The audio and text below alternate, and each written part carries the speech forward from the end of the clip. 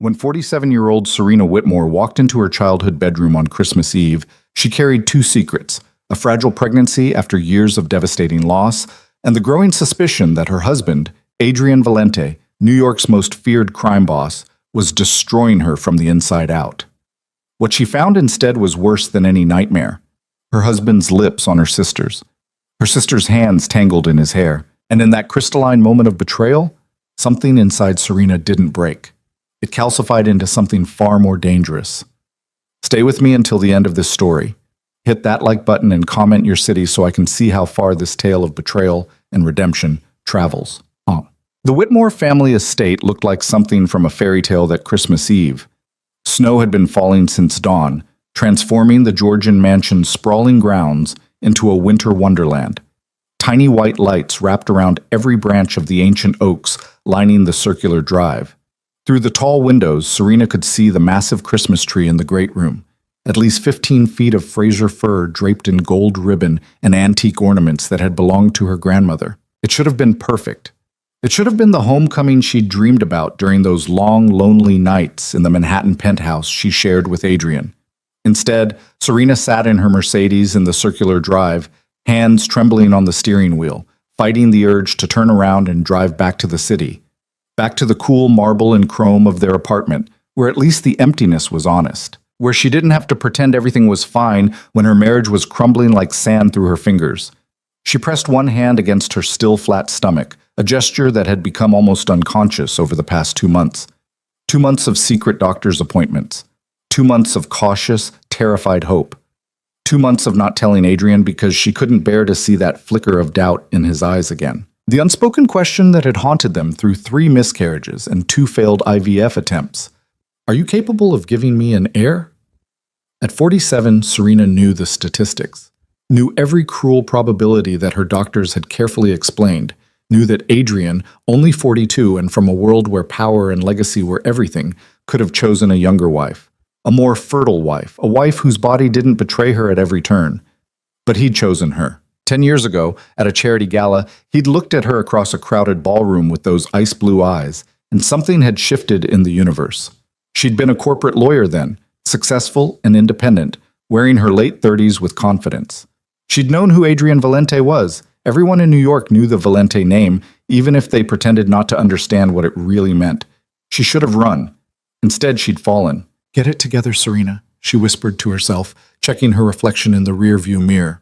Her dark hair was pulled back in a sleek chignon, a few strands of silver threaded through that she'd stopped coloring 2 years ago. Her makeup was flawless. It had to be. In Adrian's world, appearance was armor. Weakness was blood in the water. She looked composed, elegant, the perfect wife of a powerful man. She looked like a woman who had no idea her world was about to detonate. Serena gathered her Louis Vuitton overnight bag and the carefully wrapped gifts she'd brought: cashmere for her mother, rare scotch for her father, a vintage Hermes scarf for Liana. She paused at that last one, feeling a strange flutter of unease she couldn't quite name. Her sister. Her beautiful, brilliant, perpetually restless baby sister. Liana had been staying at the family estate for the past month, according to their mother's chatty phone calls. Something about needing space to think and reassessing her priorities.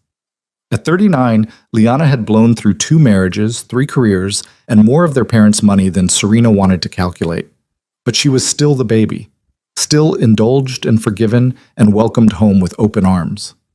Serena had learned long ago not to resent it. Liana was Liana, wild and impulsive and somehow always landing on her feet. They'd been close once, back when they were girls, before life and choices and the weight of expectations had wedged distance between them. Maybe this Christmas could begin to repair that distance. Maybe. The front door flew open and her mother appeared, elegant in a cream cashmere sweater and pearls, arms outstretched in welcome. "Serena, darling, I was starting to worry you'd changed your mind." Serena forced a smile and climbed out of the car, letting herself be enveloped in her mother's familiar embrace. Chanel No. 5 and warmth and the soft clink of gold bracelets. Traffic was terrible, she lied. In truth, she'd sat in a coffee shop in Greenwich for 90 minutes, staring at her phone, willing Adrian to call, to text, to give her some reason to believe that the distance between them was temporary. Fixable. He hadn't. "Where's Adrian?" her mother asked, pulling back to study Serena's face with those sharp maternal eyes that saw too much. He had business. He'll try to come tomorrow. Another lie. Adrian had told her 3 days ago that he wouldn't be joining her for Christmas. Too much happening with the family, and when Adrian said family, he didn't mean in-laws and turkey dinner. He meant his other family, the one built on blood and loyalty and violence that Serena had agreed to marry into, even as she told herself she could somehow stay separate from it. That man works too hard, her mother said, but there was something careful in her tone, something that suggested she suspected the real reason for Adrian's absence and had chosen not to voice it. Well, come in. Your father's in his study pretending to work, and Liana's upstairs. She'll be so happy to see you. Serena followed her mother into the house, breathing in the familiar scents of her childhood, pine and cinnamon, wood smoke from the fireplace, the faint mustiness of old books from her father's library. The great room was even more beautiful than it had looked from outside, all the Whitmore family Christmas traditions on full display. Stockings hung from the marble mantel, including one with her name embroidered in gold thread, still, even though she hadn't lived here in nearly 20 years. I put you in your old room, her mother said, leading her up the curved staircase. I know you probably think it's silly, but it just feels right having you back where you belong. Where you belong. The words echoed in Serena's mind as they climbed to the second floor. Did she belong here in this carefully preserved shrine to her childhood? Or did she belong in Adrian's world of late-night meetings and coded phone calls and the very careful dance of being married to power? Or did she belong nowhere at all? I need to check on dinner, her mother said when they reached the second-floor landing. Liana's been helping me plan the menu. She's developed quite the interest in cooking lately. Can you believe it? Your sister, who once burned water. Serena managed a laugh that felt only slightly forced. Miracles do happen. Indeed they do, her mother said, squeezing her arm. I'm so glad you're home, sweetheart. It's been too long. Then she was gone, heels clicking back down the stairs, leaving Serena alone in the hallway of her childhood. Her old bedroom was at the end of the corridor, past Liana's room and the guest suite, and the storage room that still held boxes of their old school projects and childhood toys their mother couldn't bear to throw away. Serena walked slowly down the familiar hallway, overnight bag in one hand, trailing the other along the silk wallpaper her mother had chosen during a renovation 15 years ago. Family photos lined the walls. Serena and Liana as gap-toothed children, Serena's law school graduation, Liana's first wedding, the Whitmore family portrait taken the year before everything changed. She paused in front of her wedding photo. She and Adrian on the courthouse steps. They'd married quickly, quietly, over her parents' initial objections. Adrian in a charcoal suit, herself in a simple cream dress, both of them smiling. She remembered that day so clearly. The way he'd held her hand like she was something precious. The way he'd promised her everything without saying a word. When had that changed? When had his touch become perfunctory? When had the space in their bed grown so wide she might as well have been sleeping alone? When had she become so invisible to her own husband? Serena shook off the thought and continued down the hallway. She was being paranoid. Hormonal, probably. Pregnancy did that. The distance with Adrian was just stress. Just the pressure of their attempts to conceive, the weight of disappointment. Once she told him about the baby, if this pregnancy lasted, if she made it past the 12-week mark that had been her ceiling before, everything would change. It had to. She reached her old bedroom door, which stood slightly ajar. Warmth and light spilled into the hallway. Her mother must have already turned on the lamps, made sure everything was ready for her arrival. Serena pushed the door open, stepping into the room that had been hers from age 7 until she'd left for law school. The same pale blue walls, the same antique white furniture, the same... She stopped. The overnight bag slipped from her fingers, hitting the hardwood floor with a muffled thud. Because there, on her childhood bed, the white iron daybed with its Laura Ashley quilt that she'd picked out when she was 12, were two people. Kissing. Not just kissing. Devouring each other. The woman's hands tangled in the man's dark hair. The man's hands gripping her waist with a possessiveness that Serena recognized because she had once been on the receiving end of that touch. Adrian. Her husband.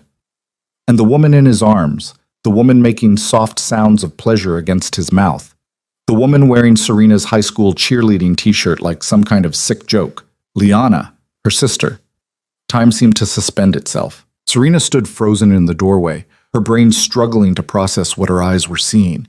This couldn't be real. This was some kind of nightmare, some stress-induced hallucination brought on by hormones and fear, and Adrian pulled back from Liana, murmuring something too low for Serena to hear. Liana laughed, that bright musical laugh that had always gotten her out of trouble, always charmed everyone around her, and said, "We should stop. She'll be here soon." "Let her come," Adrian replied, his voice rough with desire. "I don't care anymore." And that was when Serena understood. This wasn't the first time. This wasn't some momentary lapse, some drunken mistake at a party. This was an affair, an ongoing, deliberate betrayal in her childhood bedroom on Christmas Eve. Something inside Serena made a sound, a small, broken noise that she didn't recognize as her own voice until both figures on the bed jerked apart, turning toward the door. Adrian's ice blue eyes met hers.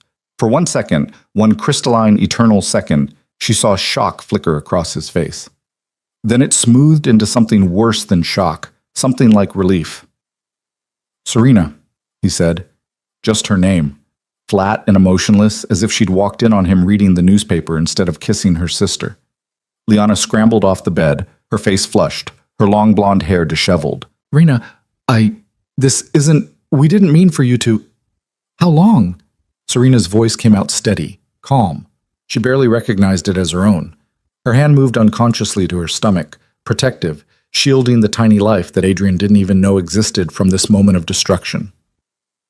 "Serena, let me explain," Adrian said, standing.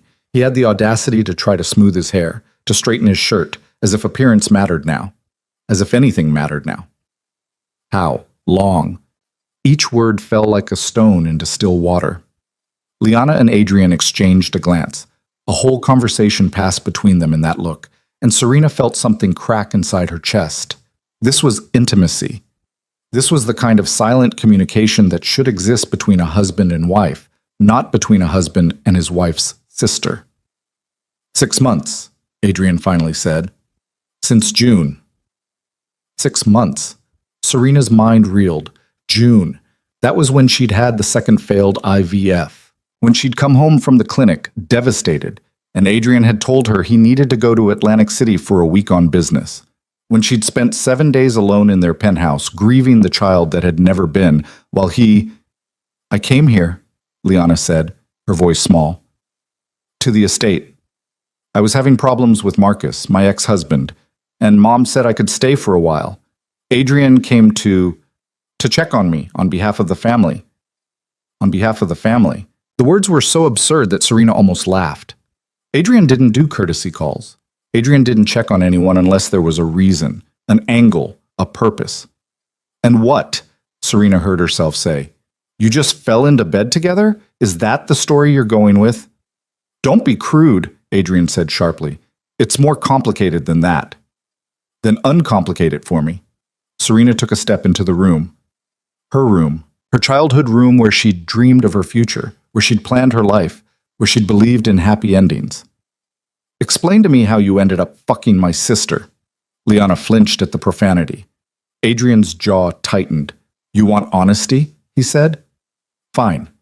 You and I both know this marriage has been over for a long time, Serena. We've been going through the motions, playing house, pretending we're something we're not." "We're married," Serena said. "We took vows." "In my world, marriage is a business arrangement," Adrian replied. "You knew that when you agreed to this. The personal feelings, they fade. They always fade. So you sought comfort with my sister." "I sought someone who understands me, someone who doesn't look at me like I'm a stranger in my own home, someone who isn't so wrapped up in her own disappointments that she can't see I'm drowning too." The words hit like physical blows, each one precisely aimed, devastatingly effective. This was Adrian in negotiation mode, Adrian in confrontation, cold and clinical and choosing his weapons with care. "My disappointments," Serena repeated softly. "You mean our inability to have children." "I mean the way you've made that your entire identity for the past 3 years.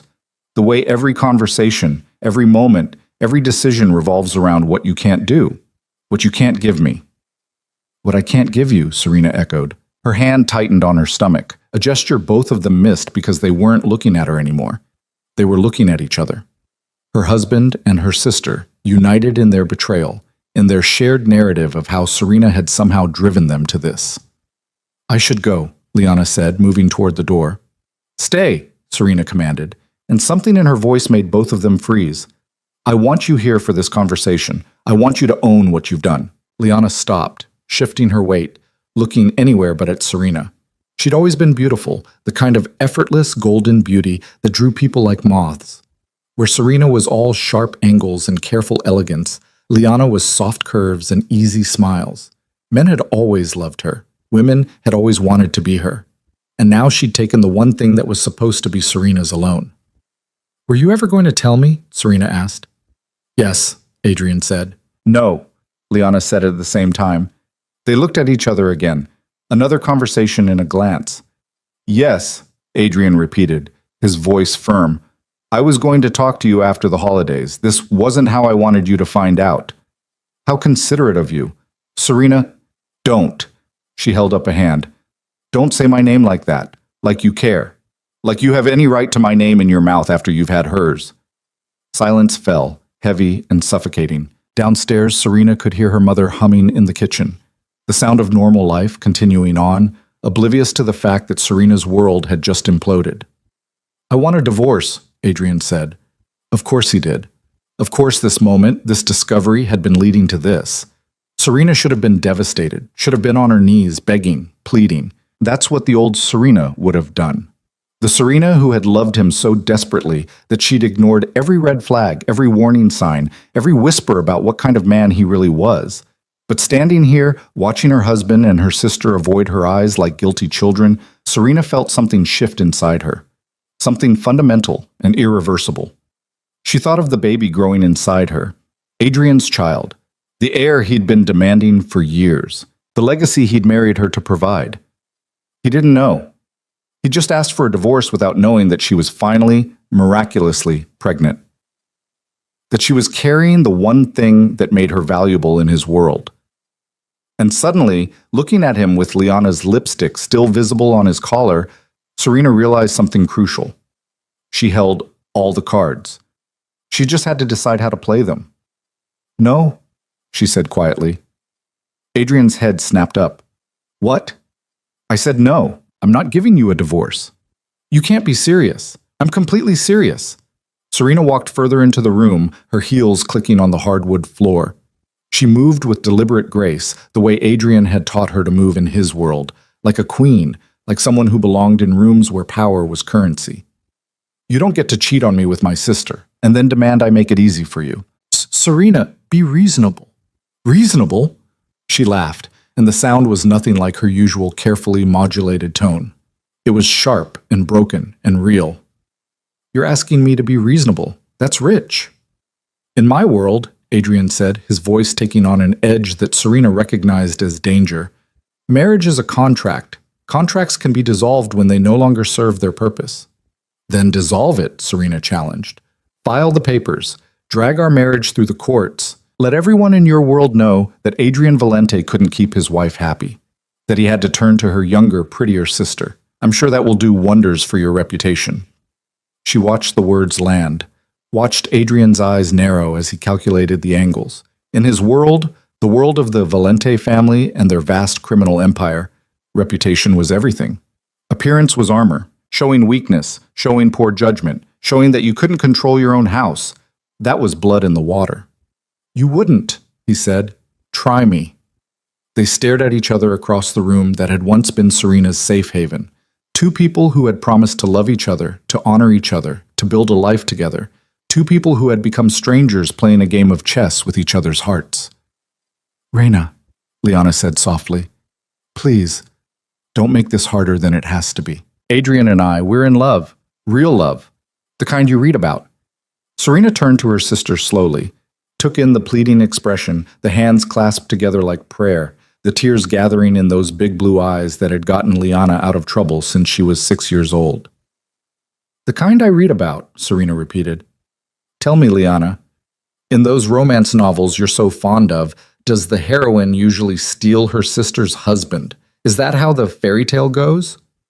"It's not like that." "Then enlighten me. What is it like?" Liana's mouth opened and closed. For once in her life, she seemed to have no words, no charm, no easy explanation that would make everything okay. You want to know what I think? Serena continued, her voice deadly calm. I think you've always been jealous of me, always wanted what I had. Not because you actually wanted it, but because you couldn't stand that I had something you didn't. That's not fair. Fair. Serena's voice rose for the first time. You want to talk about fair? I introduced you to Adrian at our wedding. You stood up as my maid of honor and smiled and toasted our happiness. And now you're fucking him in my childhood bedroom. Tell me about fair, Liana. She didn't pursue me, Adrian interjected. If you're going to blame someone, blame me. Oh, I do, Serena assured him. I blame you for every minute of the last 6 months, for every lie, for every time you came home to me after being with her, for every moment you let me believe our marriage meant something. It did mean something, Adrian said. Once. But people change, Serena. Feelings change. You can't force something that's dead. Dead. Serena tasted the word, felt it settle into her bones. Is that what we are? Dead? What else would you call it? When's the last time we had a real conversation? When's the last time you looked at me and saw your husband instead of a sperm donor who kept disappointing you? The cruelty of it stole Serena's breath.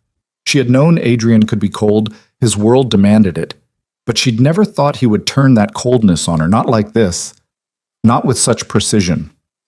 I see, she said quietly. So this is my fault. My inability to conceive drove you into my sister's arms. That's not what I said. It's what you meant. Silence again. Outside, Serena could hear children singing carols, their voices high and pure in the winter air. It was Christmas Eve, the night before Christmas, the night when anything was supposed to be possible. I'm not giving you a divorce, Serena repeated. Not now, not on your timeline. You want out of this marriage? You're going to have to work for it. Serena, I'm not finished. She held up a hand, stopping him. You're going to go back to the city tonight. You're going to tell anyone who asks that you were called away on business. You're going to give me space and time to decide how I want to handle this. And if you try to force my hand, if you try to pressure me or threaten me or make this public before I'm ready, I will burn your reputation to the ground. I will tell everyone in your precious world that you're weak, that you can't control your own household, that you had to crawl to your wife's baby sister because you couldn't handle a real woman. Adrian's face darkened. For a moment, Serena thought she might have pushed too far, might have forgotten that the man standing in front of her, her husband, her betrayer, was capable of violence when pushed, that his hands, which had once touched her with tenderness, had also pulled triggers and given orders that ended lives. But she was beyond caring, beyond fear. Standing in her childhood bedroom, watching her marriage crumble, Serena discovered a core of steel inside herself that she'd never known existed. You're making a mistake, Adrian said quietly. The only mistake I made was marrying you in the first place. Serena picked up her overnight bag from where she'd dropped it. Now get out, both of you. This is my room, my home. You don't get to defile it anymore. Serena, please, Liana tried again. Can't we talk about this like adults? Adults? Serena laughed bitterly. You want to be treated like an adult, Liana? Then act like one. Own what you've done. Stop making excuses and justifications and pretending you're some kind of victim in this scenario. I never said I was a victim. You didn't have to. It's written all over your face. Poor Liana. Poor, beautiful, beloved Liana, who just couldn't help falling in love with her sister's husband. What a tragedy. What a romance. You're being cruel. I'm being honest. For the first time in months, maybe years, I'm being completely honest. And you can't handle it because you're so used to everyone protecting you from the consequences of your actions. Liana's face crumpled, real tears now, streaming down her perfect cheeks. Once upon a time, that would have broken Serena, would have made her rush to comfort, to soothe, to make everything better, because that was her role in the family, the responsible one, the one who fixed things, not anymore. Adrian, Liana said, turning to him, seeking rescue. But Adrian was staring at Serena with an expression she couldn't quite read. Surprise, maybe. Reassessment. In 10 years of marriage, she had never stood up to him like this, had never challenged him, had never shown the steel beneath her careful, elegant surface. We should go, he finally said to Liana. But now. Adrian moved toward the door, and after a moment's hesitation, Liana followed. They had to pass Serena to leave, and for one brief second, they were close enough to touch, close enough for Serena to smell her sister's perfume on her husband's skin, close enough for Adrian to lean in and murmur, "This isn't over." "No," Serena agreed, "it's not." Then they were gone, footsteps echoing down the hallway, leaving Serena alone in her childhood room with the wreckage of her marriage scattered around her like broken glass. She stood very still, listening to the sounds of the house. Her mother's humming had stopped. Had she heard? Did she know? Would Serena have to face her family and explain what had just happened? The thought made her suddenly, overwhelmingly tired. Serena sank onto the edge of the bed where her husband had been kissing her sister, and finally let herself feel the betrayal, the rage, the grief, the fear. And underneath it all, the fierce protective love for the child growing inside her, the child that was supposed to fix everything. The child that made her valuable in Adrian's world. The child that Adrian didn't know about.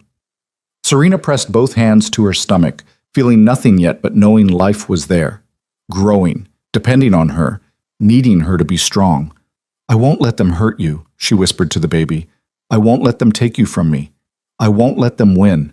It was a promise, a vow, more sacred than any wedding oath she'd spoken to Adrian. And as Serena sat in her childhood room on Christmas Eve, watching snow fall past the window, she began to understand something crucial. She wasn't the weak, desperate woman Adrian thought she was. She wasn't the invisible wife who could be discarded for a younger model. She was a mother now, a mother with everything to protect. And in Adrian's world, a world built on blood and loyalty and legacy, nothing was more dangerous than a mother who had something to lose. Serena didn't go downstairs for dinner that night. She sent her mother a text claiming a migraine. Not entirely a lie, given the pounding in her temples that had started the moment Adrian and Liana left her room. Her mother responded with concerned emojis and a promise to bring up some chamomile tea, but Serena texted back that she just needed sleep. What she needed was time to think, time to plan, time to decide what the hell she was going to do with the bomb that had just detonated in her life. She lay in her childhood bed as darkness fell, staring at the ceiling she'd stared at 1,000 times as a girl. Back then, her biggest worries had been college applications, and whether Tommy Brennan would ask her to prom. Simple problems with simple solutions. She'd had her whole life mapped out. Law school, partnership at a prestigious firm, marriage to someone safe and predictable. 2.5 children and a house in the suburbs. Instead, she'd fallen for a man whose world operated by rules she'd never fully understood. A man who'd promised her everything and delivered betrayal. Her phone buzzed. Adrian's name lit up the screen. She stared at it for 3 rings before answering. "What?" "We need to talk." His voice was clipped, businesslike, the voice he used in negotiations. "I thought I made myself clear earlier. Serena, I'm trying to be civilized about this. Don't make it harder than it needs to be." "Civilized," she laughed without humor. "You fucked my sister and you want civilized." A pause. "I'm at the Gramercy, room 1412. Come to the city tomorrow. Let's discuss this like rational adults." "So you can railroad me into signing divorce papers?" "I don't think so." "I'm not trying to railroad you. I'm trying to find a solution that works for both of us." "Both of us," Serena repeated. "Or all 3 of us? Is Liana there with you?" Silence answered her question. "Unbelievable," she breathed. "You couldn't even give me one night, one Christmas Eve without rubbing my face in it." She had nowhere else to go. "Your parents would have questions if she stayed." "My parents?" "Right. Because we wouldn't want to upset my parents by revealing what their precious baby girl has been doing." "Serena, don't call me again tonight," she interrupted. "Don't text me, don't contact me at all unless the building is on fire. And even then, you might want to consider other options." She hung up before he could respond, then turned off her phone entirely. Let him wonder, let him stew. Let him feel even a fraction of the powerlessness she'd felt walking into that room. But sleep wouldn't come. Serena lay awake as the house settled into nighttime quiet, listening to the familiar creaks and sighs of the old mansion. At midnight, she heard her parents come upstairs, their muffled voices carrying through the walls. At 1 a.m., she heard what sounded like crying from Liana's room, soft, pitiful sobs that probably would have worked on anyone else. At 2 a.m., Serena gave up on sleep entirely. She turned her phone back on, ignoring the 17 missed calls from Adrian and 3 from Liana, and did what any modern woman in crisis does. She Googled how to protect yourself in a divorce from a powerful spouse, how to document infidelity, how to secure assets before separation, New York divorce law, community property, prenuptial agreements. That last one made her stomach sink. She and Adrian had signed a prenup, his lawyers had insisted, and she'd been too in love to care about the details. She pulled up the PDF she'd saved years ago and read through it with lawyer's eyes instead of a bride's. It was worse than she remembered. In the event of divorce, she'd get a modest settlement, enough to live comfortably, but nowhere near the lifestyle she'd grown accustomed to. No claim on any of Adrian's business holdings, no spousal support after 2 years, nothing for infidelity or fault. Unless there were children. Serena's hand moved to her stomach. The prenup had a completely different clause for divorce when children were involved. Generous support, continued lifestyle maintenance, protected assets for the children's benefit. Her child would be worth millions, worth Adrian's reputation, worth leverage. If she told him now, he'd know she was trapped, know that she needed him financially, at least until the baby was born. He'd use it against her, use the pregnancy to control her, to make her compliant. But if she waited, if she let him think she was just being stubborn, if she played this smart. Serena sat up, mind racing. She opened a new browser tab and searched for a different kind of information. High-risk pregnancy specialists, the best maternal fetal medicine doctors in New York. Places where she could receive care without Adrian finding out. Because suddenly, keeping this pregnancy secret wasn't just about protecting herself from another loss. It was strategy, it was power, it was survival. When dawn finally broke on Christmas morning, Serena had a plan. Not a complete plan. Not yet. But the beginnings of one. She would go back to the city. She would maintain the appearance of considering Adrian's demands. She would watch and wait and gather information. And she would protect her child at all costs. She dressed carefully in dark jeans and a cashmere sweater, applied minimal makeup to hide the shadows under her eyes, and went downstairs to face her family. Her mother was already in the kitchen, preparing the elaborate Christmas brunch that was Whitmore tradition. She looked up when Serena entered, concern written across her face. "Sweetheart, how's your head?" "Better," Serena lied. "I'm sorry about last night." "No apology needed. I'm just glad you're here." Her mother paused, hands stilling on the whisk she'd been using to scramble eggs. "Liana left early this morning. She said something came up in the city." Of course she had. Probably ran straight back to Adrian the moment Serena cut off communication. "That's too bad," Serena managed. "Is everything all right between you two? You seemed tense when you arrived yesterday." Serena met her mother's eyes, saw the worry there, the maternal instinct that something was very wrong. For a moment, she considered telling her everything, unburdening herself the way she had as a child, letting her mother fix it with wisdom and warmth. But this wasn't a skinned knee or a bad grade. This was her marriage, her life, her choice to make, and her mother had always had a blind spot where Liana was concerned. Always made excuses, always smoothed things over. "We're fine," Serena said, "just the usual sister stuff." Her mother didn't look convinced, but she let it drop. "Your father wants to do presents after brunch. He's been like a child himself, sneaking around hiding things." The normalcy of it, the ordinariness of Christmas morning with her parents, made Serena want to scream. How could the world just continue when everything had changed? How could there be presents and brunch and holiday traditions when her life was imploding?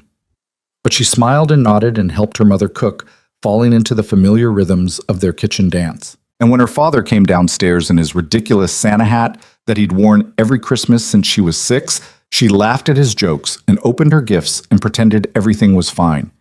She was good at pretending. 10 years with Adrian had taught her that. By noon, Serena couldn't take it anymore.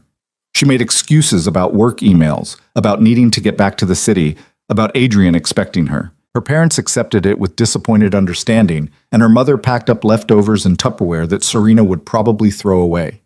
The drive back to Manhattan took 3 hours in holiday traffic. 3 hours of planning, strategizing, trying to stay one step ahead of Adrian's next move. By the time she pulled into the parking garage of their building on Central Park West, Serena had made several decisions. First, she would see her doctor immediately after the holidays. Get a full workup, ensure the pregnancy was progressing normally, establish care somewhere Adrian would never think to look. Second, she would contact Marcus Reynolds, the only lawyer she knew who wasn't somehow connected to the Valente family network. Marcus owed her a favor from a case they'd worked together 5 years ago. He'd give her honest advice. Third, she would play the role Adrian expected, the hurt wife, the woman who needed time to process. She would give him nothing to work with, no ammunition to use against her. And fourth, she would find out exactly what was going on between Adrian and Liana, because her gut told her this was about more than just an affair. In Adrian's world, nothing was ever that simple. The penthouse felt like a mausoleum when she entered. 2,300 square feet of marble and chrome and floor-to-ceiling windows overlooking Central Park. She'd loved this place once, had felt like a princess in a tower. Now it just felt cold.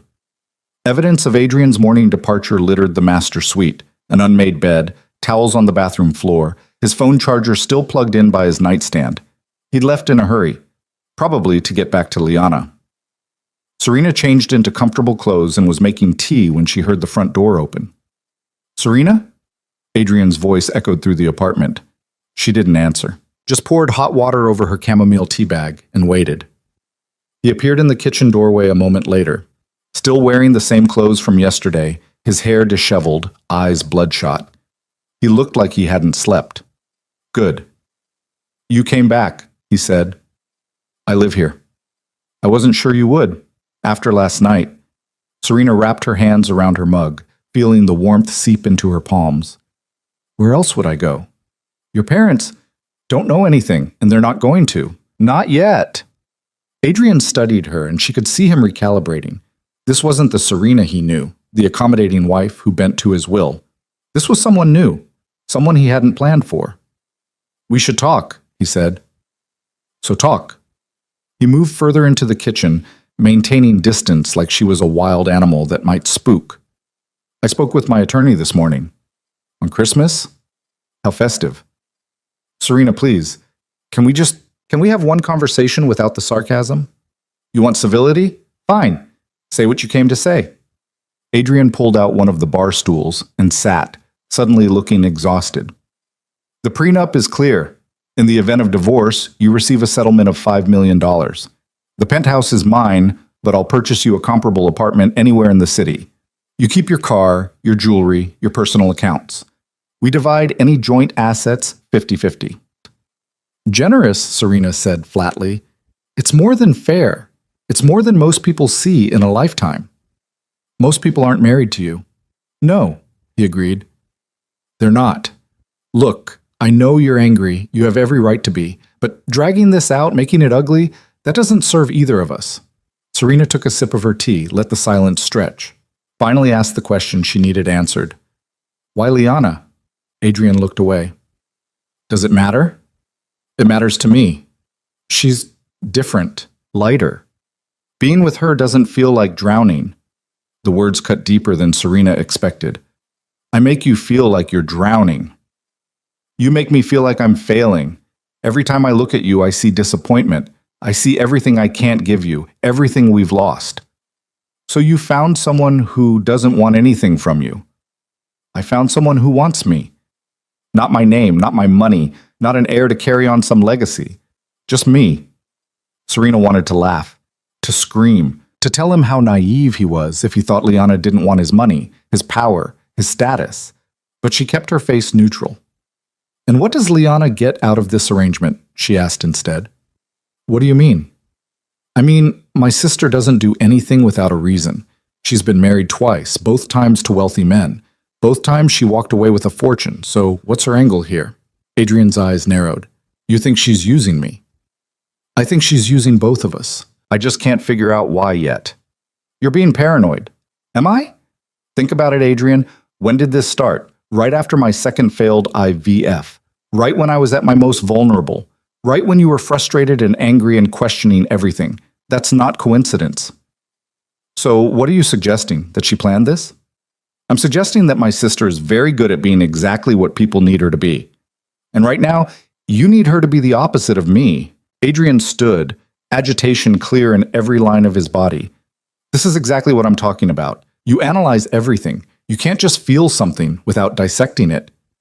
That's what lawyers do. We analyze. We look for patterns. We find the truth. The truth is that I'm in love with her. That's all the analysis I need. Serena set down her mug carefully. You're in love with her? Yes. After 6 months? Yes. But you loved me once too. Remember that, Adrian. You loved me enough to marry me, to promise me forever, to tell me I was the only woman you'd ever need. What happened to that love? People change. No, Serena interrupted. People don't change that much, not in 10 years, not without a reason. She moved closer to him, studying his face the way she used to study witnesses on the stand. What happened? What really happened that made you decide our marriage was over? Adrian's jaw tightened. For a moment, she thought he might tell her, might give her the truth she was searching for. Instead, he said, I want you to sign the papers. I'll have them drawn up after New Year's. We can be done with this by February. And if I refuse? Then I file anyway.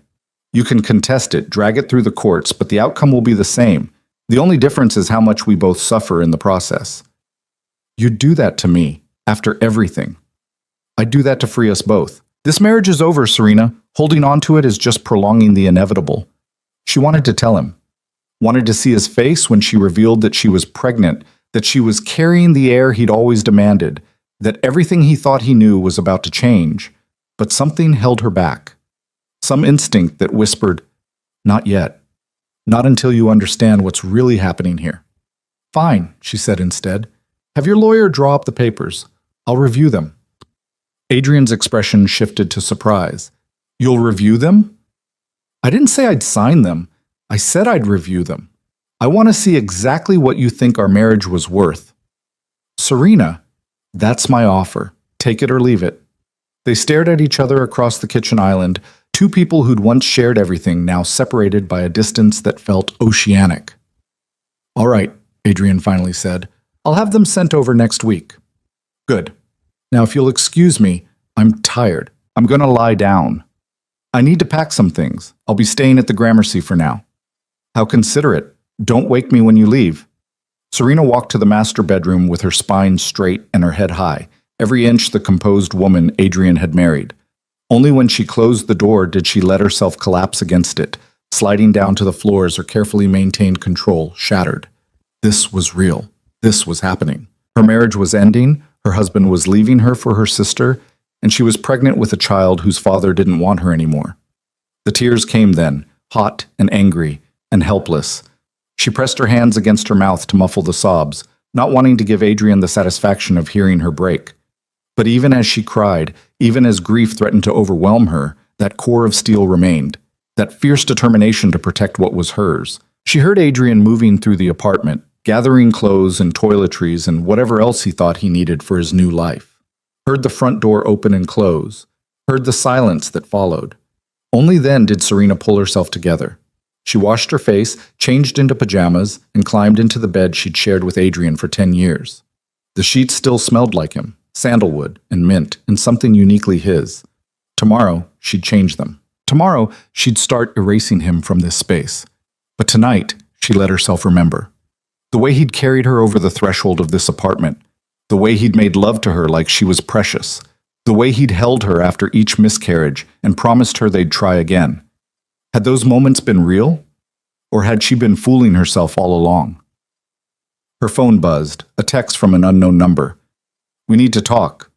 Not about Adrian. About the real reason I'm here. Meet me tomorrow. 3 p.m. The Met.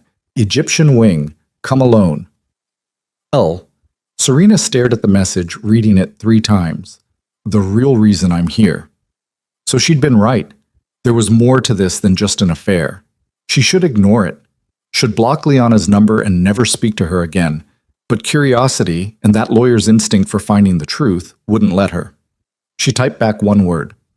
Fine. Then she set her phone aside and closed her eyes, one hand resting on her stomach where her secret grew. Whatever game Liana was playing, whatever scheme she'd gotten herself tangled in, Serena would figure it out. She'd always been the smart sister, the careful one, the one who thought 3 steps ahead. And right now she needed to think further ahead than she'd ever thought before, because she wasn't just protecting herself anymore, she was protecting her child. The next morning, Serena woke to an empty apartment and a determination that felt almost foreign. She'd spent 10 years accommodating Adrian's world, adapting to his needs, making herself smaller to fit into the spaces he allowed her. No more. She spent the morning researching maternal fetal medicine specialists, making notes, cross-referencing reviews. By noon, she'd narrowed it down to 3 doctors, all affiliated with hospitals where Adrian's family had no connections.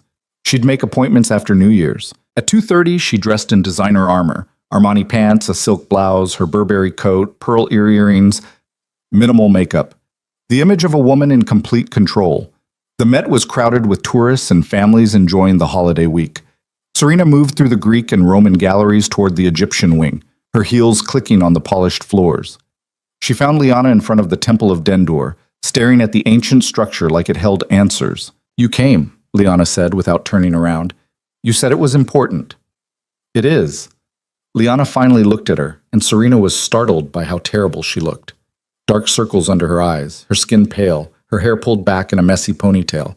This wasn't the glowing other woman. This was someone who was scared. "What's going on, Liana?" "Not here. Too many cameras. There's a cafe on the lower level. No one ever goes there." Serena followed her sister through the museum, down a back staircase to a small cafe that was indeed nearly empty. They chose a table in the corner, far from anyone who might overhear. "Talk," Serena commanded. Liana's hands shook as she wrapped them around a paper cup of coffee. "I need you to understand something. I didn't want this. Any of this. You seemed pretty willing yesterday in my bedroom. That was..." Liana closed her eyes. "That was necessary. To keep up appearances." "Appearances for who?" "For Adrian, for Victor, for everyone who's watching." "Victor?" Serena leaned forward. "Victor Marino?" Victor Marino was Adrian's underboss, his second in command, a cold, calculating man who'd always made Serena's skin crawl. She'd met him a handful of times at family functions and had gone out of her way to avoid him ever since. "How do you know about Victor?" Liana asked. "I'm married to Adrian. I pay attention." Serena kept her voice low, conscious of even the empty cafe's potential for eavesdropping. "What does Victor have to do with you sleeping with my husband?" Liana took a shaky breath. "Everything. He has everything to do with it." And then, in a rushed whisper, Liana told her the truth. It had started in June, just like Adrian said. But it hadn't started with attraction or chemistry or any of the romantic nonsense Liana had spouted yesterday. It had started with blackmail. Liana's second ex-husband, Marcus, had gambled himself into debt with some very dangerous people. People connected to Victor Marino's crew. When Marcus couldn't pay, they'd come after Liana instead. She'd signed as a guarantor on some of his loans, thinking they were legitimate business ventures. Victor had offered her a deal: work off the debt by getting close to Adrian, by feeding Victor information about Adrian's operations, his plans, his weaknesses. "He wanted me to seduce him," Liana said, tears streaming down her face now. "Said Adrian was vulnerable because of your fertility problems. Said a man like that would be easy prey for the right woman. And if I didn't do it, if I didn't help them, they'd kill me. They'd make it look like an accident, and no one would ever know." Serena felt like the floor had dropped out from under her. "You're saying this whole affair is staged?" "Not entirely. Adrian thinks it's real. He thinks we're in love, but I'm just doing what I have to do to stay alive." "And the information you're giving Victor?" "Business deals, territory disputes, who Adrian's meeting with, when, where." Liana wiped at her eyes with shaking hands. "I know it's wrong. I know it's betrayal, but Serena, they showed me pictures of what they do to people who don't cooperate. I was terrified. Why didn't you come to me? To Adrian? To anyone who could actually help?" "Because Victor said if I told anyone, they'd know. They'd kill me and go after Mom and Dad too, make it look like a home invasion. He was very specific about the details." Serena's mind raced, sorting through implications and strategies. What does Victor want? What's his endgame? He wants to take over. He thinks Adrian's gotten soft, thinks the family needs new leadership, and he wants me to help him find the leverage to make it happen. What kind of leverage? Liana met her eyes. The kind that comes from Adrian getting a divorce, from him looking weak and distracted, from him choosing his mistress over his wife and damaging his reputation with the old guard families who care about that kind of thing. The pieces clicked into place with horrifying clarity. Adrian asking for a divorce, Adrian so eager to formalize his relationship with Liana, Adrian making his private life public in a way that would absolutely damage his standing with the traditional crime families who still valued the appearance of stable marriages. Victor's orchestrating this entire thing, Serena said. The affair, the divorce, all of it. He's using you to destabilize Adrian. Yes, and now he wants more. More what? Liana pulled an envelope from her purse and slid it across the table. He wants you gone. Not just divorced, gone. Serena opened the envelope with numb fingers. Inside was a single photograph of her, leaving a medical building 3 weeks ago, the building where her fertility specialist had an office. He knows you've been seeing Dr. Chen, Liana whispered. He thinks you're still trying to get pregnant. He thinks as long as you're in the picture, as long as there's any chance of an heir, Adrian won't fully commit to the divorce. So he wants to, what, kill me? Not himself, but he mentioned accidents. How easy it would be. How it would devastate Adrian, make him even more vulnerable. Liana grabbed Serena's hand across the table. I couldn't let it happen. Whatever I've done, however I've hurt you, I can't let them kill you. You're my sister. Serena pulled her hand away. You should have thought about that before you climbed into bed with my husband. I know. I know I've ruined everything. But please, Serena, you have to believe me. I never wanted to hurt you. I was just trying to survive. And now? Now Victor's getting impatient. He wants results. He wants Adrian destabilized and distracted before the family council meeting in February. He wants... Liana stopped abruptly, her face going white. What? Serena pressed. He wants what? He wants proof that you can't give Adrian an heir. He wants me to confirm that you're infertile, that there's no hope. So Adrian will stop holding on to the marriage for the sake of a child that will never come. The irony was so brutal that Serena almost laughed. Victor Marino had orchestrated this entire elaborate scheme based on the assumption that she was infertile, that she had no value to Adrian beyond being a wife he'd fallen out of love with. And the truth, the secret growing inside her, would upend everything. What did you tell him? Serena asked carefully. I said I'd find out, that I'd talk to you, get confirmation from the doctors somehow. But Serena, I can't do it anymore. I can't keep lying and manipulating and pretending. I'm not built for this. No, Serena thought, you're not. You're built for being adored and protected and having other people solve your problems. But for once, Liana had brought her a problem that Serena could actually use. All right, Serena said slowly, here's what's going to happen. You're going to go back to Victor and tell him that I'm definitely infertile, that I confess to you that the doctors have given up hope, that I'm a dead end for Adrian's legacy. But you're going to continue your affair with Adrian. You're going to be everything Victor wants you to be, and you're going to report back to me, not him, on everything Victor asks for. I don't understand. You don't have to understand. You just have to trust me. Serena leaned forward, her voice hard. Can you do that, Liana? Can you trust me to fix the mess you've made? Liana stared at her with wide, desperate eyes. You have a plan. I'm working on one, but I need information. I need to know exactly what Victor's planning, and I need you to be my eyes and ears inside this conspiracy. And if I do this, if I help you, will you forgive me? Serena thought about that question, about forgiveness and betrayal and the complicated love between sisters. Ask me again when this is over, she said. Right now, I just need to know if you're with me or against me. I'm with you, Liana said quickly. I've always been with you, even when it didn't look like it. Then prove it. Go back to your life with Adrian. Keep Victor satisfied, and wait for my instructions. They sat in silence for a moment, the weight of conspiracy settling over them like a shroud. Finally, Liana asked, What are you going to do? Serena thought about her secret, about the child Victor Marino didn't know existed, about the power that knowledge gave her. I'm going to do what I do best, she said. I'm going to play the long game. And when this is over, Victor Marino is going to wish he'd never heard the name Whitmore. She stood, gathering her coat and purse, preparing to walk back into the winter afternoon with a purpose she hadn't felt in years. Serena? Liana called as she turned to leave. What? I really am sorry for everything. Serena looked at her sister, broken and scared, and so much weaker than she'd always seemed. Once upon a time, she would have comforted her, would have promised everything would be okay. But that Serena was gone. The woman who stood here now had been forged in betrayal and tempered in fury. Save your apologies, she said quietly. You're going to need them when this is finished." Then she walked away, leaving Liana alone with the ancient temple and the weight of her choices. While Serena went to wage a war she was only beginning to understand. The car service dropped Serena at the penthouse 20 minutes later, but she didn't go inside. Instead, she stood on the sidewalk in the fading afternoon light, watching yellow cabs navigate the chaos of Central Park West while her mind worked through the chess game she'd just entered. Victor Marino wanted Adrian vulnerable, wanted him distracted, weakened, his judgment compromised.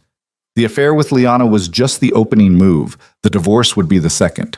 And Serena's death, made to look accidental, convenient, would be the checkmate that left Adrian so devastated, so consumed by grief and guilt, that he'd never see the coup coming until it was too late.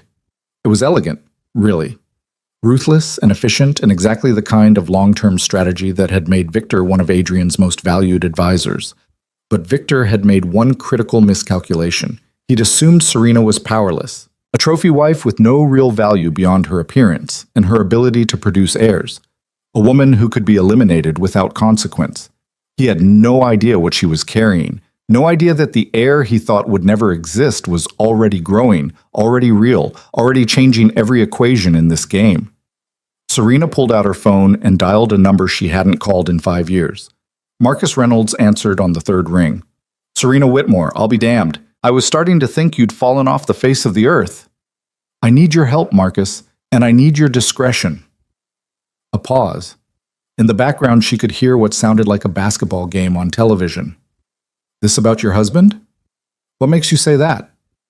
"Because the only time people in your world call lawyers on the day after Christmas is when things have gone spectacularly wrong.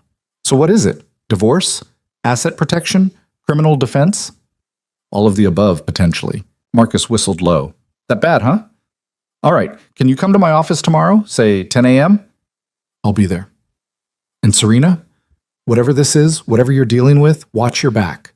Adrian Valente's world doesn't play by the rules you and I learned in law school." "I know," she said quietly. "That's why I'm calling you."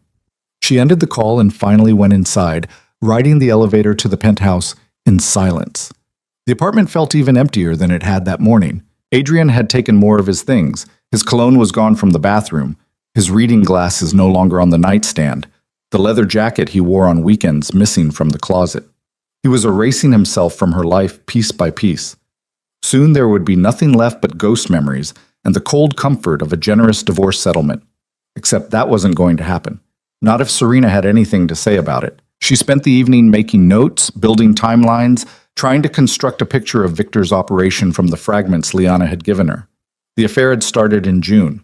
6 months of Liana feeding information to Victor. 6 months of Victor watching Adrian, learning his patterns, identifying vulnerabilities.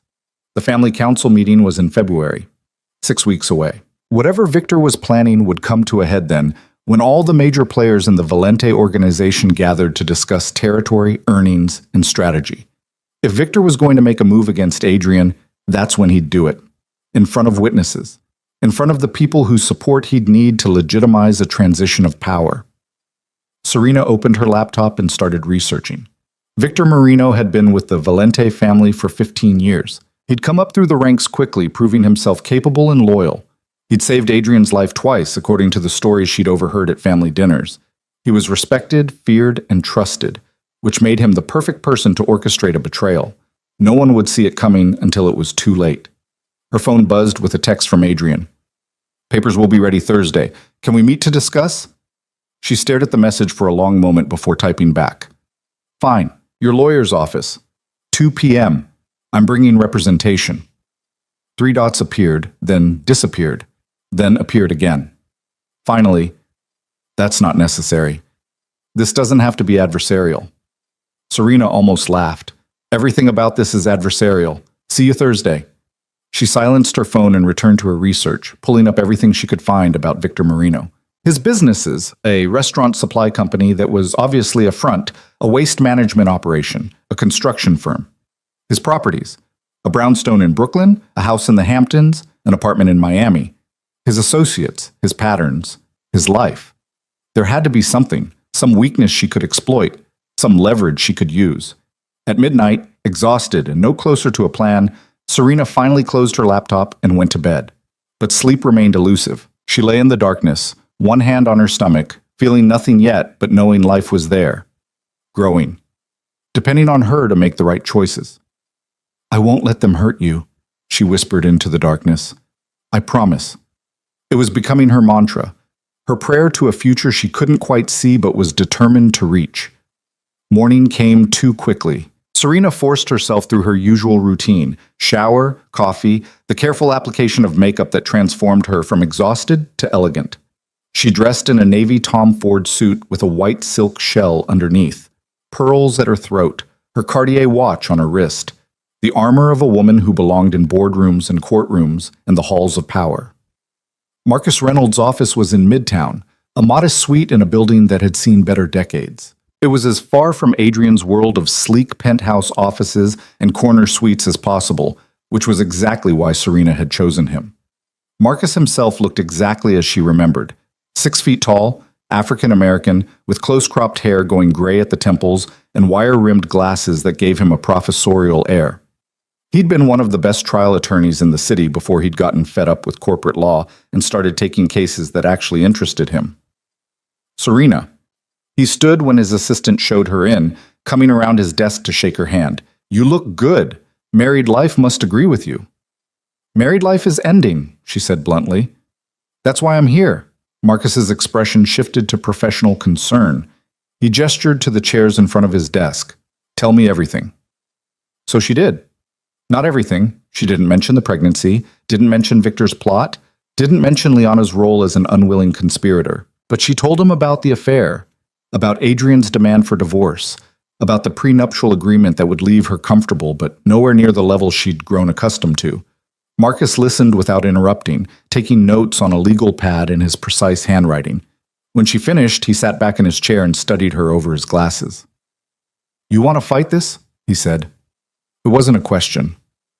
"I want to understand my options." "Your options are limited.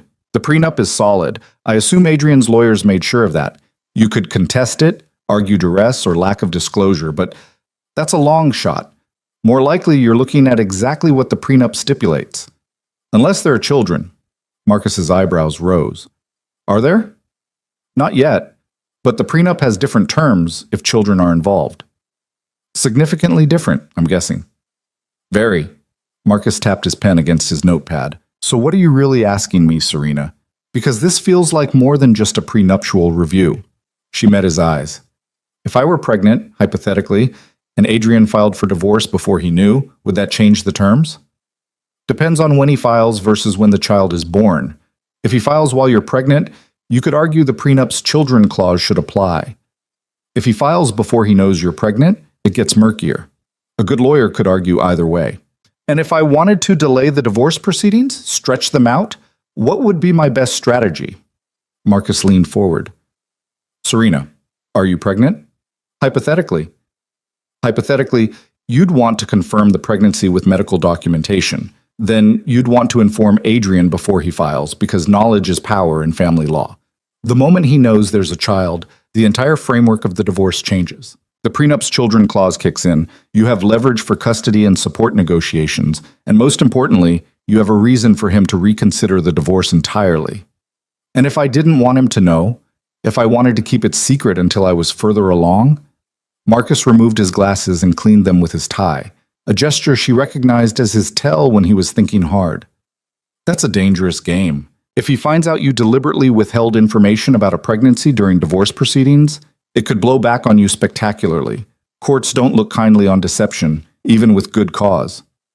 "What if the cause is safety? What if I have reason to believe that people close to Adrian might hurt me or the baby if they knew?"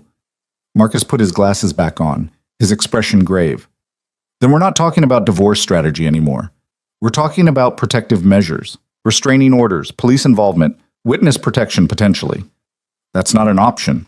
"Why not?"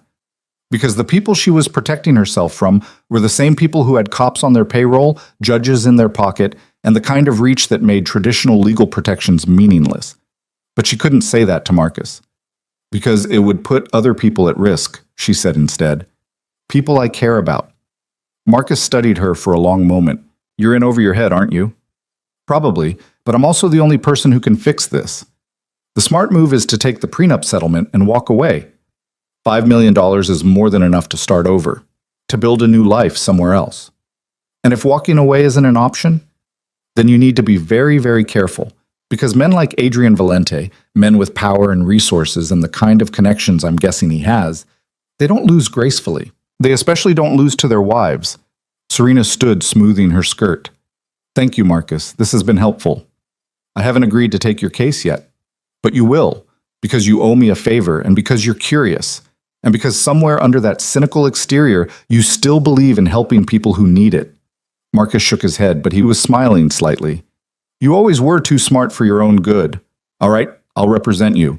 But Serena, be honest with me. What are we really dealing with here? I'll tell you when I know, she promised. Right now, I'm still figuring it out myself. She left his office with more questions than answers, but feeling stronger than she had in days.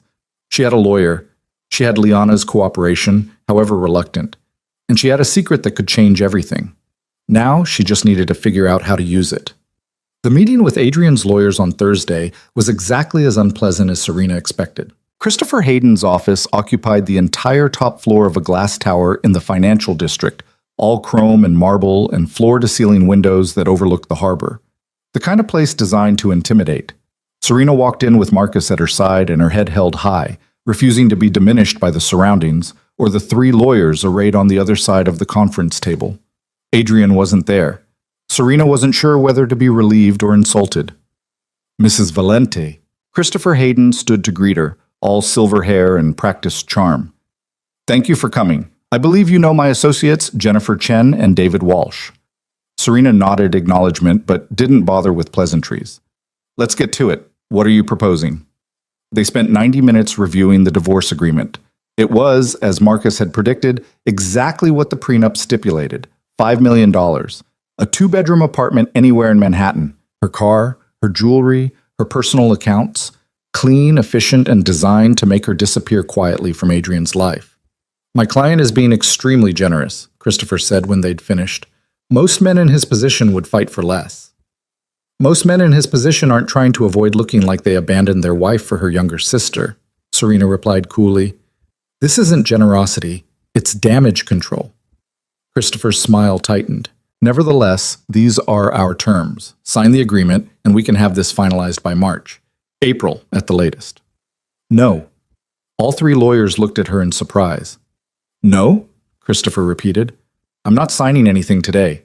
My attorney needs time to review the documents, and I need time to consider my options.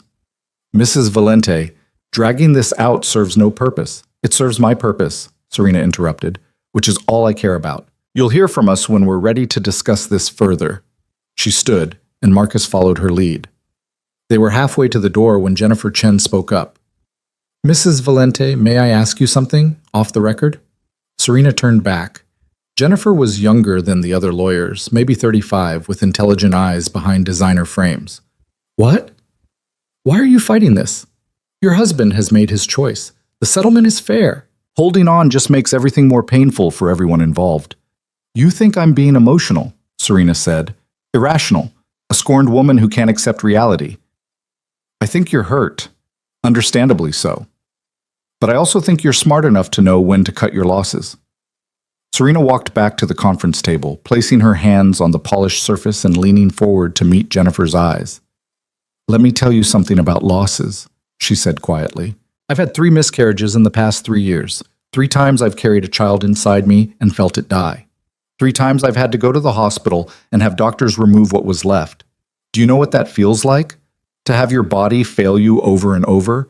To watch your husband's hope turn to disappointment, turn to barely disguised resentment? Jennifer's expression softened, but Serena wasn't finished. So, no, I'm not ready to cut my losses. I'm not ready to smile and nod and sign papers that say 10 years of my life were worth $5 million and a pat on the head. I'm not ready to make this easy for a man who couldn't even bother to show up today to face me himself. Mrs. Valente, we'll be in touch, Serena said, straightening, through proper channels, with appropriate notice, following every procedure to the letter. Because unlike some people, I still believe in doing things the right way. She left before any of them could respond, Marcus hurrying to keep up with her as she strode to the elevators. That was quite a performance, he said when the elevator doors closed. That wasn't a performance, that was the truth. The truth strategically deployed to make them think you're an emotional wreck who'll eventually cave. Serena smiled thinly. I learned from the best. Adrian always said the key to negotiation is making your opponent underestimate you. So what's the real plan? I need to delay these proceedings as long as possible. String them along, make them think I'm being difficult because I'm hurt. And meanwhile, I gather evidence. I figure out exactly what Victor Marino is planning, and I decide how to use what I know to protect myself and my baby. The elevator reached the lobby. Marcus caught her arm before she could step out. Serena, listen to me. Whatever you're planning, whatever game you think you're playing, these are dangerous people. If you're really pregnant, if there really is a threat, you need to prioritize safety over revenge. Who said anything about revenge? I know that look. I've seen it on clients before. It's the look of someone who's decided they're going to win at any cost. Not at any cost, Serena corrected. Just at whatever cost is necessary. She pulled free from his grip and walked out into the winter afternoon, leaving Marcus standing in the lobby with a worried expression she chose not to acknowledge. Because he was right. She was playing a dangerous game, but she was also running out of options. Victor Marino wanted her dead. Adrian wanted her gone. And somewhere in the tangled web of their schemes, there had to be a way to survive. Her phone rang as she climbed into a cab. Liana. What? Serena answered. We need to meet. Victor's pushing. He wants confirmation about your fertility status. Today. Tell him I'm devastated. Tell him I confessed everything to you. Tell him whatever he needs to hear. It's not that simple. He wants proof. Medical records. Something official. Serena closed her eyes, thinking fast. Can you stall him? Say I'm not ready to talk yet? Say I'm too emotional? I can try, but Serena, he's getting suspicious. He keeps asking questions about you, about why you're not fighting the divorce harder, about what you might be planning. What did you tell him? That you're in shock, that you're falling apart, but I don't think he believes me. The cab pulled into traffic, heading uptown toward the penthouse. Serena watched the city slide past, people going about their lives, oblivious to the war being waged in penthouses and lawyers' offices and quiet cafes. Where are you now? She asked Liana. At the Gramercy. Adrian's in the shower. Then listen carefully. You're going to go to him when he gets out. You're going to tell him that you talked to me, that I'm devastated about the fertility issues, that I admitted to you that the doctors have told me there's no hope. But just do it, Liana. Plant the seed. Make sure Adrian tells Victor. Make Victor think he's won that round. And then wait for my next instruction. What are you going to do? Serena thought about the life growing inside her, about the secret that was both her greatest vulnerability and her most powerful weapon, about the meeting she needed to arrange and the risk she was about to take.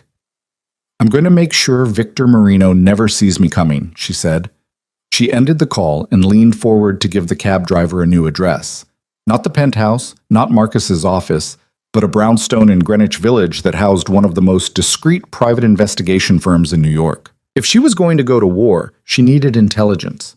She needed to know everything about Victor Marino, his operations, his allies, his plans. She needed evidence that could bring him down, and she needed it before he figured out what she was carrying and decided to accelerate his timeline for her death. The investigator's name was Rachel Kim, and she came highly recommended by a former colleague who'd used her services in a messy divorce case 3 years ago. Her office was small and cluttered, file boxes stacked against every wall, 3 computer monitors on a desk covered in coffee cups and legal pads. Rachel herself was in her 40s, Korean-American, with sharp eyes and an air of someone who'd seen too much to be shocked by anything. Serena Valente, she said, gesturing to a chair that Serena had to clear of folders before she could sit. I know who you are. Know who your husband is too. So before we go any further, I need to know, is this a divorce investigation? Because I don't touch organized crime, not worth the headache or the risk. It's complicated, Serena said. It always is, but I need a straight answer. Am I investigating Adrian Valente? No, you're investigating Victor Marino. Rachel's expression shifted. Adrian's second, the underboss. You know him? Know of him, which in my line of work is usually enough. What do you want to know about him? Everything. His businesses, his properties, his associates. who he's been meeting with, where his money comes from and where it goes, his schedule, his habits, his weaknesses. That's a tall order. Victor Marino is careful. He doesn't leave trails. Everyone leaves trails, Serena said. You just have to know where to look. Rachel leaned back in her chair, studying Serena with those sharp eyes. This is personal for you. Very. And dangerous. Extremely. Which means my fees just doubled. Hazard pay. Fine. Whatever it costs. I need this information, and I need it within 2 weeks. 2 weeks? Rachel laughed. You're asking for a comprehensive investigation of a high-ranking member of the Valente organization in 2 weeks? That's insane. I'll pay triple your usual rate, plus a bonus when you deliver. That got Rachel's attention. She pulled a legal pad across her desk and picked up a pen. What's your real end game here, Mrs. Valente? Because this feels like more than just divorce discovery. My end game is survival, Serena said simply. Victor Marino is planning something that puts me and people I care about at risk. I need to know what it is before it's too late to stop it. And if I find evidence of criminal activity, evidence that could get people killed, then I'll decide what to do with it. But I need to know the truth first. Rachel studied her for another long moment, then nodded slowly. All right, I'll take the case. But Mrs. Valente, be prepared for what I might find. Sometimes the truth is worse than the lie. I know, Serena said. I'm counting on it. She left the brownstone as evening fell over the city, streetlights flickering to life, and the temperature dropping toward freezing. She should go home, should rest, should take care of herself and the baby growing inside her. But instead she found herself walking. Block after block, hands shoved in her coat pockets, breath misting in the cold air, trying to process everything that had happened in the past few days. The betrayal on Christmas Eve, Liana's confession, Victor's plot, the divorce papers waiting for her signature. Her phone buzzed, a text from Adrian. Christopher said you walked out of the meeting. We need to talk. This doesn't have to be a fight. Serena stared at the message, anger rising hot and fast in her chest. He thought this didn't have to be a fight, thought she'd just roll over and accept his generous offer and fade quietly from his life. He had no idea who he was dealing with anymore. She typed back, You're right. It doesn't have to be a fight. It can be a war. Your choice. 3 dots appeared immediately, then disappeared, then appeared again, then nothing. Serena smiled grimly and kept walking, her path taking her past the restaurants where she and Adrian used to have dinner, the park where he'd proposed, the gallery where they'd bought their first piece of art together, all the landmarks of a life that was crumbling around her. But she wasn't crumbling with it. She was building something new, something stronger, something that would protect her child and punish the people who'd tried to destroy her. She just had to survive long enough to see it through. By the time Serena made it back to the penthouse, it was nearly 9. She was exhausted, her feet aching from walking in heels, her head pounding from stress and the emotional toll of the past few days. But when she opened the door, she found Adrian sitting in the living room in the dark, a glass of scotch in his hand. We need to talk, he said. I thought you were staying at the Gramercy. I was. I am. But after that text you sent, I figured we should clear the air. Serena dropped her purse and coat on the entry table. There's nothing to clear. You want a divorce. I'm making you work for it. That's all there is to say. Serena, please, can we just...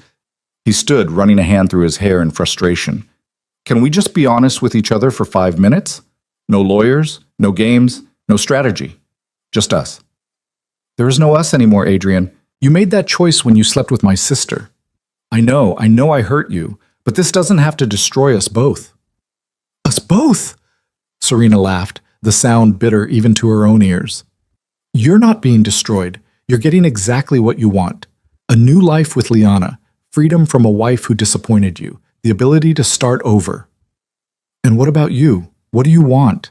The question hung between them, loaded with implications and possibilities. What did she want?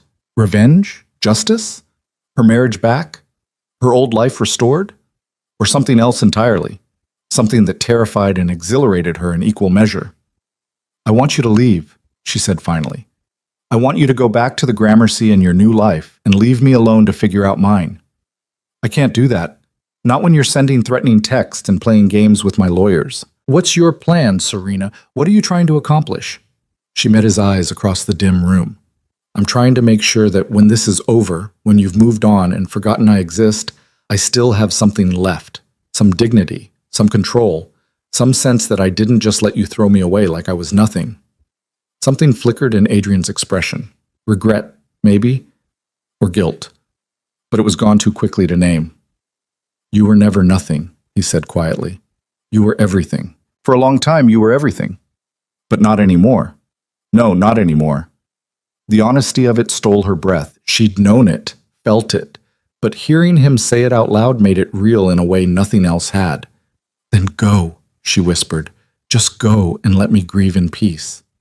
Adrian set down his glass and moved toward the door, but he paused when he reached her, standing close enough that she could smell the scotch on his breath and the cologne that used to make her feel safe. For what it's worth, he said, I never meant to hurt you this badly. I never meant for any of this to happen. But it did happen, and now we both have to live with it. He reached out like he might touch her face, then thought better of it. His hand dropped to his side. Goodbye, Serena. Goodbye, Adrian. She watched him leave, heard the door close with a soft click, and then she was alone in the penthouse that had once been their home and was now just an empty shell filled with ghosts. Serena sank onto the couch, both hands pressed against her stomach, and let herself cry for the first time since Christmas Eve. Not for Adrian, not for her marriage, but for the girl she'd been 10 years ago who'd believed in fairy tales and happy endings, for the woman she'd tried to be who was never quite enough, for all the dreams that had died and all the futures that would never exist. But even as she cried, even as grief threatened to drown her, that core of steel remained, that fierce determination to protect what was hers, because Victor Marino might be planning her death, and Adrian might be planning her exit, but Serena Valente was planning something far more dangerous. She was planning to survive, and in a world where survival meant war, she was ready to become whatever she needed to be to win. The crying stopped eventually, leaving Serena hollow, but strangely clear-headed. She wiped her face, poured herself a glass of water, and sat at the dining table with her laptop. If she was going to wage war, she needed to understand the battlefield. She pulled up everything she could find about the Valente family structure. Adrian sat at the top, but beneath him was a complex hierarchy of captains, soldiers, and associates. Victor Marino was second in command, but he wasn't the only one with ambition. There were others, men who'd been with the family longer, men who resented Victor's rapid rise, men who might be persuaded to choose sides if the right leverage was applied. Her phone buzzed around midnight. Liana. I did what you said. Told Adrian about your fertility issues. He seemed sad about it, asked if you were okay. I'm sure his concern is touching, Serena said dryly. What did Victor say when Adrian told him? I don't know. I wasn't there for that conversation. But Adrian's been different since, quieter, like maybe he's having second thoughts. Second thoughts about the divorce or second thoughts about trusting Victor? I can't tell. Maybe both. Liana paused. Serena, I'm scared. Victor's been asking me strange questions about you, about whether you might do something drastic, about whether you have any connections outside of Adrian's world. Serena's instincts sharpened. What kind of connections? Legal, political. People who might help you if things got ugly. I told him no, that you've been completely isolated since the marriage. But I don't think he believed me. Good. Let him wonder. Let him waste energy worrying about threats that may or may not exist. This isn't a game, Serena. Victor Marino kills people. That's what he does. And if he thinks you're a threat, then he'll make a mistake, Serena interrupted. And when he does, I'll be ready. She ended the call before Liana could protest further. Fear was useful, but only in measured doses. Too much, and people became paralyzed. Too little, and they became reckless. Serena walked to the window, looking out at the city lights stretching toward the horizon. Somewhere out there, Victor Marino was planning her death. Somewhere out there, Adrian was building a new life without her. And somewhere out there, Rachel Kim was digging through Victor's secrets, looking for the weakness that would bring him down. The next week passed in a strange limbo. Serena went to the doctor, not Dr. Chen, but a specialist in Brooklyn that Rachel had recommended, someone with no connections to Adrian's world. The pregnancy was progressing normally. 8 weeks now, heartbeat strong, due date in late July. You're high risk because of your age and history, doctor, Sarah Okonkwo told her, reviewing the ultrasound images. But so far everything looks good. We'll want to monitor you closely. Weekly appointments until 12 weeks, then we'll reassess. No one can know about this, Serena said. Not yet. Is there any way to keep the records completely private? Dr. Okonkwo studied her over the rim of her glasses. I can keep them out of the standard system, but Mrs. Valente, if there's a safety issue, there is, but I'm handling it. Are you? Because in my experience, women who need this level of secrecy are usually in danger, and pregnant women in danger need help, not privacy. I have help. I have a lawyer. I have resources, and I have a plan. I just need time to execute it. Dr. Okonkwo didn't look convinced, but she nodded. All right, but if anything changes, if you feel threatened in any way, you call me immediately. I have contacts, people who can help. Serena left the clinic with prenatal vitamins and a fierce determination to make it to 12 weeks, to 20 weeks, to viability, to birth, to a future where her child was safe and Victor Marino was destroyed. Rachel called 3 days later. I've got something, she said without preamble. Can you come to the office? Serena was there within the hour, her heart pounding as Rachel spread documents across her cluttered desk. Victor Marino is even more interesting than I thought, Rachel began. On the surface, everything looks legitimate. The restaurant supply company has real clients. The waste management operation has city contracts.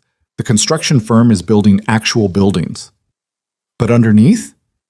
Underneath, it's all a shell game. Money flows in from one source, gets laundered through the businesses, and flows out to offshore accounts. Standard organized crime playbook. But here's where it gets interesting. Rachel pulled up a spreadsheet on one of her monitors. 3 months ago, Victor started moving money, a lot of money, into accounts that aren't connected to the Valente family structure. His own accounts. Exactly. He's been skimming, not huge amounts, nothing that would trigger immediate red flags, but consistent, systematic, building himself a nest egg. Serena leaned forward, studying the numbers. How much total? Close to 8 million. Spread across 6 different offshore accounts, all hidden behind shell corporations. $8 million. Enough to fund a takeover, enough to buy loyalty, enough to disappear if things went wrong. Can you trace where the money's going after it hits the offshore accounts? Serena asked. Some of it, not all. But what I can trace is interesting. He's been making payments to people, regular payments, like a payroll. Who? Rachel pulled up another document. That's the tricky part. Most of the recipients are hidden behind corporate veils, but I managed to identify 3 of them. Carlo Rossetti, he's a captain in the Valente family. James Jimmy the Knife Delgado, he's muscle, but respected muscle. And Vincent Carbone, he's the family's attorney. Serena sat back, processing. Victor wasn't just planning a coup, he was buying one. Building his own power base inside the Valente organization, paying key players to switch their loyalty when the time came. There's more, Rachel said. I found communication records, encrypted messages between Victor and someone using the handle Queenside. They've been talking for months, planning something big for February. The family council meeting. That would be my guess. The messages reference the old man, the transfer, and cleaning house. Pretty clear what they're planning. Who's Queenside? I don't know yet. Whoever it is, they're careful, using multiple layers of encryption, bouncing signals through servers in 3 different countries. But I'm working on it. Serena's mind raced. This was good. This was evidence. This was leverage. Can you document all of this? Create a comprehensive report with sources and documentation? Already doing it. Should have it ready in a week. Make it 3 days, and Rachel, this can't get out. Not yet. Not until I'm ready to use it. Rachel's expression was grim. You're planning to go to Adrian with this, to warn him about Victor. Eventually, when the timing is right. And what if the timing is never right? What if Adrian's in on it? What if he and Victor are playing you both?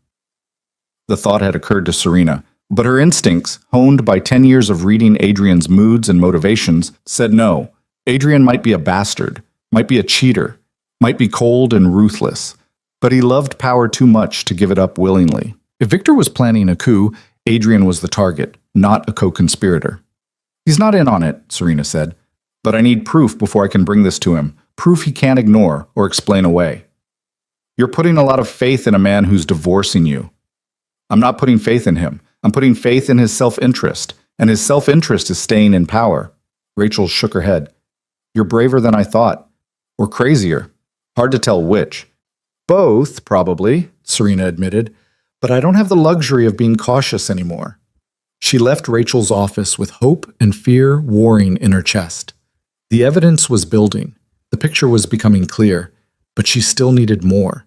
Needed to understand the endgame. Needed to know exactly when and how Victor planned to move. And she needed to figure out how to use her pregnancy, the one card Victor didn't know she held, to maximum advantage. Her phone rang as she walked. An unknown number. She answered cautiously. Hello? Mrs. Valente, we haven't been properly introduced. My name is Victor Marino. Serena's blood turned to ice. She stopped walking, her hand tightening on the phone. What do you want? Just to talk. Woman to woman, so to speak. Well, man to woman, you know what I mean. His voice was smooth, almost pleasant, which made it more terrifying. I understand you're having some difficulty accepting your marriage is over. I don't see how that's any of your business. Oh, but it is my business. You see, Adrian is like a brother to me. His happiness matters. His future matters. And right now, you're standing in the way of both. Is that a threat? It's an observation. Adrian wants to move on, to build a new life. But he can't do that while you're dragging out divorce proceedings and making everything complicated. Serena forced herself to breathe normally, to sound calm, unafraid. If Adrian wants to talk to me, he knows where to find me. Adrian is too soft-hearted, too concerned with your feelings. That's always been his weakness. He cares too much about the wrong people. But I don't have that problem. What are you saying, Mr. Marino? I'm saying that sometimes people need help accepting reality. Help understanding when it's time to let go. Help seeing that fighting the inevitable only causes pain. The subtext was clear, crystal clear. This was a warning. Step aside or face consequences. I appreciate your concern, Serena said, keeping her voice steady through sheer force of will. But I'm perfectly capable of managing my own life. Are you? Because from where I'm standing, it looks like you're making some very poor choices. Hiring private investigators, meeting with lawyers who have, shall we say, complicated relationships with our world, asking questions that might be better left unasked. He knew. Victor knew she'd hired Rachel, knew she was digging, which meant he was watching her, following her, or had people watching her. I'm a lawyer, Serena said. Asking questions is what I do. And I'm a businessman. Protecting my interests is what I do. So let me be very clear, Mrs. Valente. Sign the divorce papers, take the settlement, move on with your life. Because the alternative would be very unfortunate. Are you threatening me? I'm advising you. There's a difference. Threats are crude. Advice is a gift. And my gift to you is this. Some battles aren't worth fighting. Some wars can't be won. And some women need to understand their place before they get hurt. Rage flooded through Serena, hot and pure and clarifying. And what place is that exactly? Anywhere but here. Anywhere but in Adrian's life. Anywhere but in the way of progress. Progress? Serena repeated. Is that what you call sleeping with your boss's wife's sister? Progress? A pause. When Victor spoke again, his voice had lost its pleasant veneer. Be very careful, Mrs. Valente. You're playing a game you don't understand with stakes you can't afford. Try me. I have. And I found you wanting. You're a liability, a complication. And complications get resolved, one way or another. The line went dead. Serena stood on the sidewalk, trembling with adrenaline and fear and fury. Victor had just confirmed everything Liana had told her. He wanted her gone. Out of Adrian's life, out of the picture entirely, and he'd just made it personal. She called Marcus immediately. Victor Marino just threatened me. I need you to document everything, every call, every text, every interaction from this point forward. If something happens to me... Whoa, slow down. What do you mean if something happens to you? Serena told him about the call. About Victor's thinly veiled threats. About the realization that she was running out of time. We need to go to the police, Marcus said when she finished. And tell them what? That a prominent businessman gave me some friendly advice about my divorce? There's nothing actionable there, nothing that would hold up. Then we get a restraining order. Against who? Victor didn't explicitly threaten me. He just implied, suggested, and a restraining order would tip my hand. Would let him know I'm scared. would give him a reason to accelerate whatever he's planning. So what do you want to do? I want you to prepare a fail-safe, a document that contains everything I know about Victor, everything Rachel's found, everything Liana's told me. And if anything happens to me, if I disappear, if I have an accident, if I die under suspicious circumstances, that document goes to the FBI, the NYPD, the Manhattan DA, and every major newspaper in the city. Serena, I'm serious, Marcus. I need insurance. I need Victor to know that killing me would be the worst mistake he could make. And how exactly do you plan to let him know about this failsafe without revealing what you know? That was the question, wasn't it? How to leverage information without exposing your hand. How to create deterrence without provoking preemptive action. I'm working on it, Serena said. Just get the document ready. I'll figure out the rest. She spent the next 2 days in a state of heightened alertness, jumping at shadows, checking over her shoulder, varying her routes and schedules. Victor's threat had been a tactical error. Instead of intimidating her into submission, it had sharpened her resolve. But it had also made her realize how vulnerable she was. How easy it would be for Victor to arrange an accident. A mugging gone wrong, a car crash, a fall down the penthouse stairs. She needed to move faster, needed to force the confrontation on her terms, not wait for Victor to make his move. Rachel called on Friday with the completed report. Serena went to pick it up in person, taking a circuitous route through the city, changing cabs twice, making sure she wasn't followed. The report was devastating. 80 pages of financial records, communication logs, and documented connections. Victor's skimming, his offshore accounts, his payments to key players in the organization, his encrypted communications with the mysterious Queenside. I still can't identify Queenside, Rachel admitted, but I did find one interesting detail. Whoever it is, they're in New York. The signal triangulation puts them somewhere in Manhattan, and they're careful, but not quite careful enough.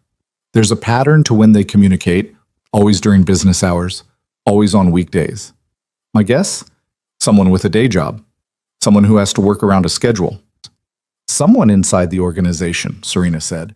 That would be my bet, which means Victor's conspiracy goes deeper than we thought. He's not just buying loyalty. He's got a partner. Someone who's feeding him information from inside Adrian's inner circle. Serena took the report and paid Rachel the substantial sum they'd agreed upon, plus a bonus. If anyone asks, anyone at all, you've never heard of me. This investigation never happened. Understood? Client confidentiality. It's sacred. But Serena, watch your back. Whatever you're planning, do it soon, because the longer this drags out, the more danger you're in. I know I'm meeting with Liana tomorrow, getting the last piece of the puzzle. Then I'm moving. Moving how? I'm going to give Victor exactly what he wants, and then I'm going to destroy him with it. The meeting with Liana was set for Saturday afternoon at a small bistro in the West Village, far from anywhere Adrian or Victor might casually appear. Serena arrived early, choosing a table in the back corner where she could see both entrances. Liana showed up 10 minutes late, looking worse than she had at the Met. Her clothes were expensive but rumpled. Her makeup couldn't quite hide the exhaustion in her eyes. You look terrible, Serena said bluntly. I feel terrible. I can't sleep. Can barely eat. Every time Adrian touches me, I want to scream. Every time Victor calls, I think it's going to be the call where he tells me to kill you, or he'll kill me instead. He won't tell you that. Too messy. Too many connections back to him. If he moves against me, it'll be clean, professional. Something that can't be traced. That's not reassuring, Serena. It's not meant to be. It's meant to be realistic. Serena slid a menu across the table. Order something. You need to eat. They ordered salads neither of them would finish, and then Serena got to business. I need you to tell me everything you know about the family council meeting in February. Who's going to be there? What the agenda is? What Victor's planning? Liana took a shaky sip of water. It's the quarterly meeting, all the captains, all the key players. They discuss territories, earnings, disputes. It's usually pretty routine. But this one won't be. No, Victor's been laying groundwork for weeks, spreading rumors about Adrian, about how he's distracted, how the divorce is making him look weak, how he's letting personal issues interfere with business. And people are listening. Some are. The old guard doesn't like it. They remember when Adrian took over from his father, how strong he was. But the younger guys, the ones who came up under Victor's leadership, they're starting to question. Starting to wonder if maybe Victor would be better. What's Victor's play? How's he planning to actually take power? Liana looked around nervously, even though the bistro was nearly empty. He's going to call for a vote of no confidence, in front of everyone. He's going to present evidence that Adrian's unfit to lead, that his judgment is compromised, that he's making decisions based on emotion instead of strategy. What evidence? The divorce, the affair with me, the way he's alienated some of the other families by being too aggressive in his expansion, the way he handled the situation with the Martinelli crew last year. Some people think he was too soft, that he should have retaliated instead of negotiating. Serena absorbed this. A vote of no confidence, and if it passes, then leadership transfers to Victor immediately. And anyone who opposes the transition gets removed from their positions, exiled from the organization. Or worse. And Adrian? What happens to him? Victor says Adrian will be allowed to retire, to step away peacefully, to live out his life in comfort somewhere far from New York. Liana's voice dropped to barely a whisper. But I don't believe him. I think once Victor has power, Adrian becomes a liability, someone who could always challenge him, always come back. I think Victor will have him killed and make it look like an accident or a hit from a rival family. And you? What happens to you when Victor doesn't need you anymore? I don't know. That's what terrifies me. I'm a loose end. I know too much. And Victor doesn't strike me as the kind of man who leaves loose ends. Serena reached across the table and gripped Liana's hand. Not gently, hard enough to make her sister meet her eyes. Listen to me very carefully. You're going to do exactly what I tell you. No questions, no deviation. Because if you want to survive this, if you want both of us to survive this, you need to trust me completely. What are you going to do? I'm going to give a performance, the performance of my life, and you're going to help me. Over the next hour, Serena laid out her plan.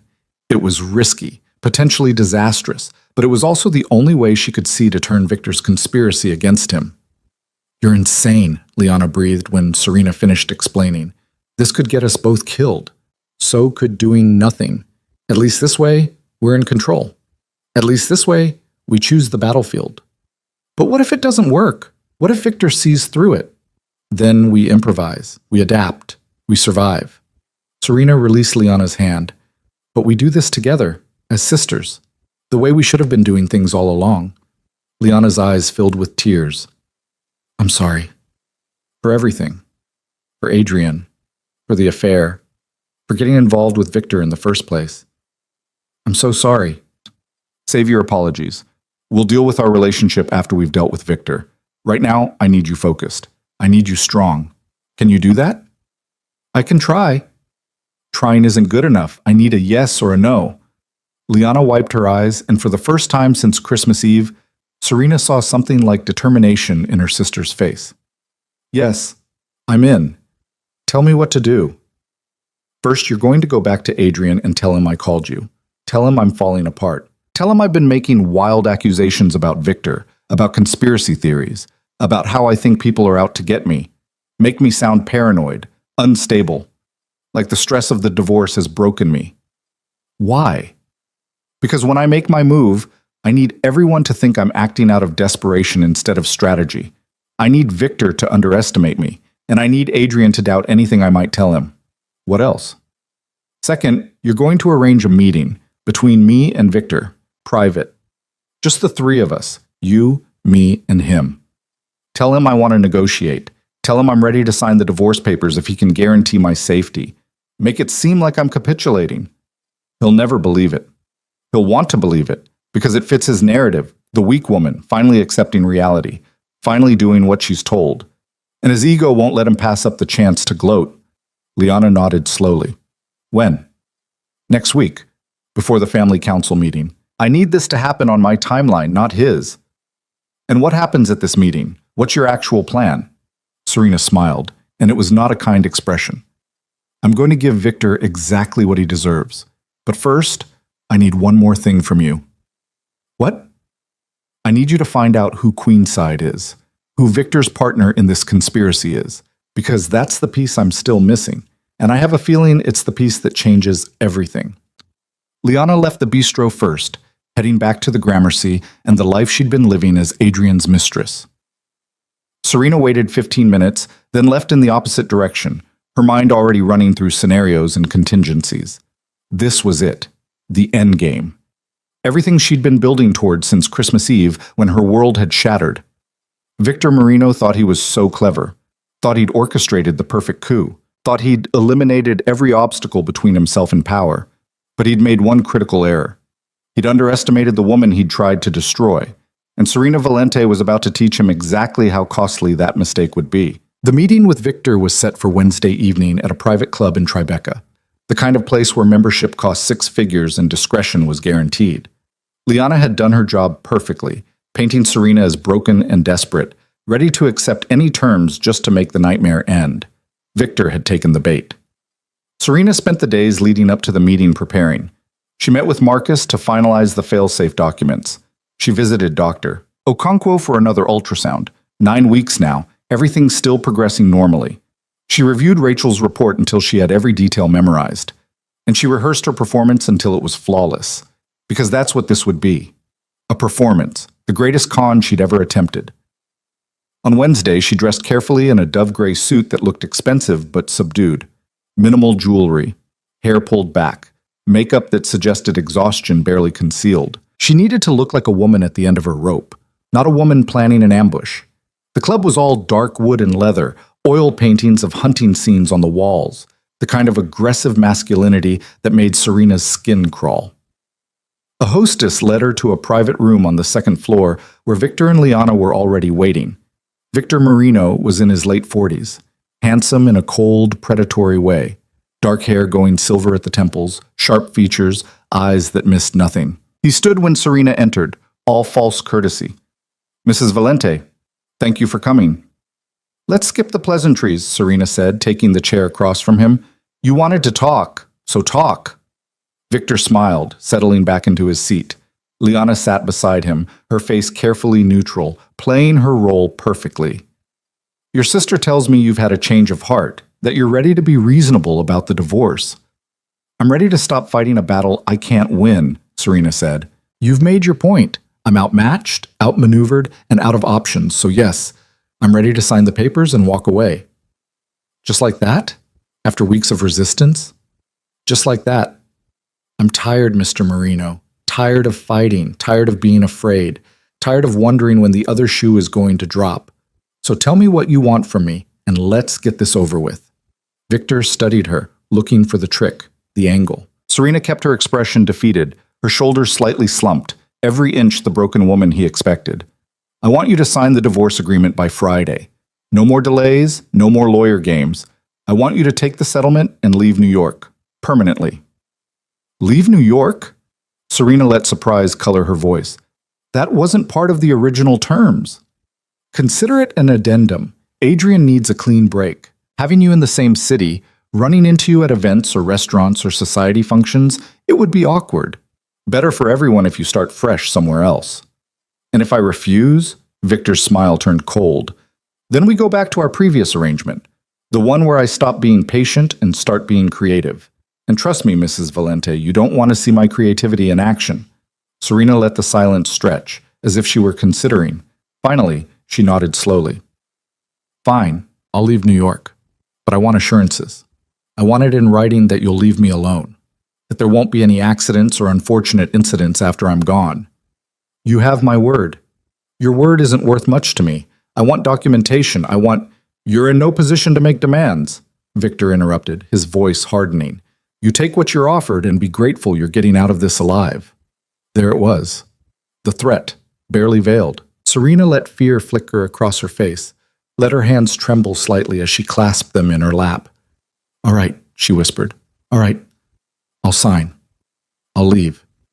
Just promise me this ends. Promise me I can have a life somewhere far from here. You have my promise. Sign the papers, leave the city, and you'll never hear from any of us again." Serena nodded, looking down at her hands. Let Victor think he'd won. Let him savor this moment of victory. Then she looked up, and her entire demeanor changed. The fear vanished. The defeat evaporated. What remained was cold, focused rage. "There's just one problem with your plan, Victor." His smile faltered. "What?" I'm pregnant." The words fell like bombs into the quiet room. Victor's face went blank with shock. Liana's eyes widened. She'd known this moment was coming, but the reality was still stunning.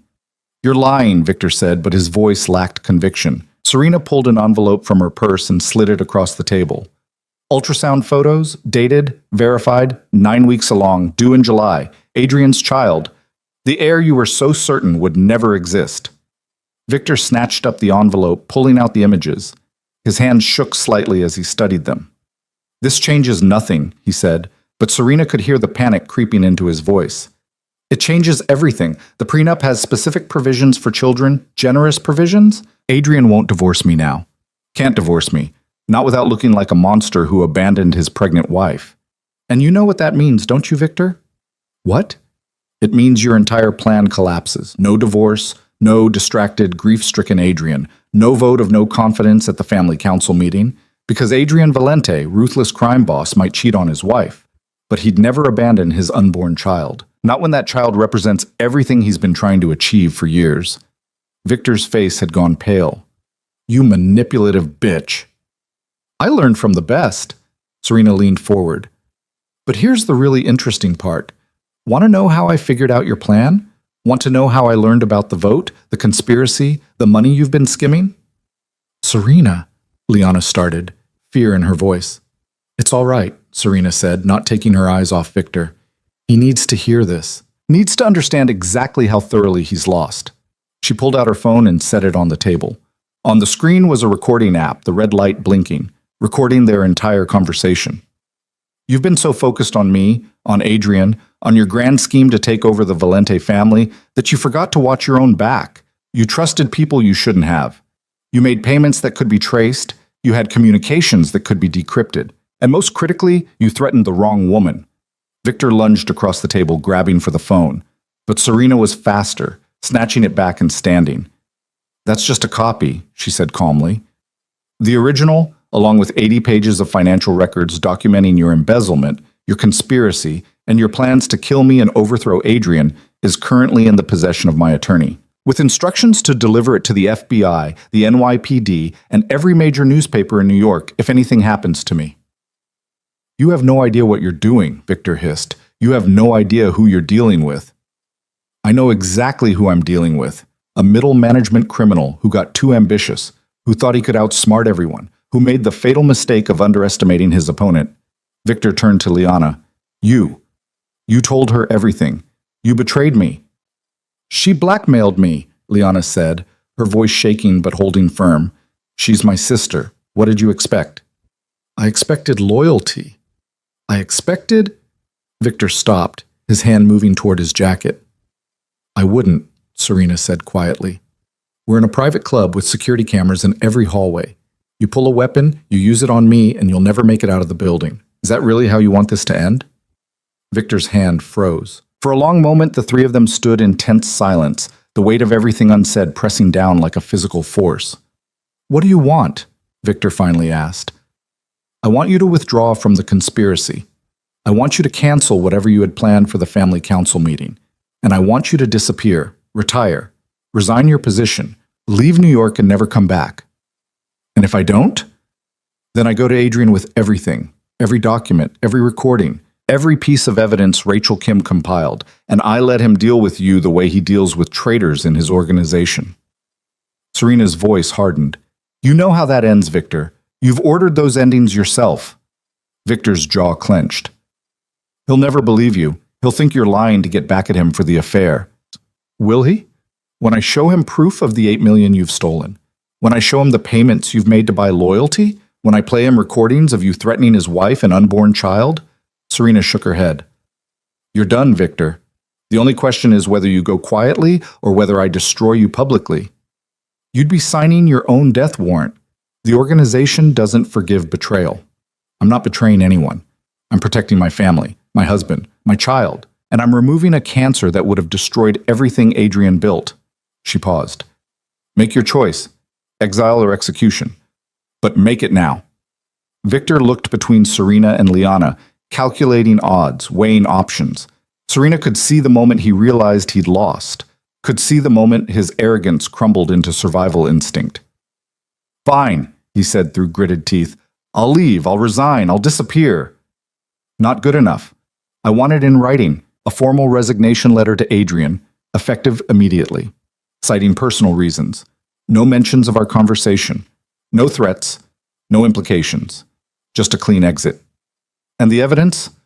What happens to Rachel Kim's report? It stays with my attorney. Insurance.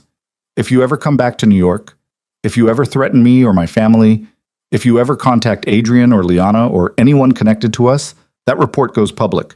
And then you'll have more to worry about than just Adrian Valente. Victor pulled out his phone with shaking hands and began typing. Serena watched as he composed the resignation letter, as he sent it to Adrian's email, as he showed her confirmation that it had been delivered. There, he said. Done. Happy now? Ecstatic. One more thing. What? Queenside. Tell me who your partner is, who else was in on this conspiracy. Victor's expression twisted with something like satisfaction. You haven't figured that out yet, with all your investigating and your clever lawyer tricks? Tell me. No, that's one secret I'm keeping. Let it drive you crazy wondering. Let it keep you up at night knowing there's someone still out there who knows what we planned. Serena stepped closer, her voice dropping to barely above a whisper. Victor, I'm giving you one chance to walk away from this. One chance to disappear with your life intact. Don't make me regret my mercy by playing games. It's not a game. It's survival. Because if I give up Queenside, if I expose my partner, then I have nothing left to bargain with. Nothing to keep me alive if you or Adrian decide I'm too much of a liability after all. He had a point. Serena's mind raced through the implications. Queenside was still out there, still unidentified, still potentially dangerous. But Victor was right. If she pushed too hard, if she demanded too much, he might decide he had nothing to lose by going down fighting. Fine, she said. Keep your secret. But know this, I will find out who Queenside is. And when I do, they'll face the same choice you're facing now, exile or exposure. Victor grabbed his coat and moved toward the door, but he paused at the threshold, looking back at Serena with something like grudging respect. You're tougher than I thought, he said. Smarter, too. If things had been different, if you'd been born into this world instead of marrying into it, you might have been formidable. I am formidable, Serena replied. You just didn't notice until it was too late.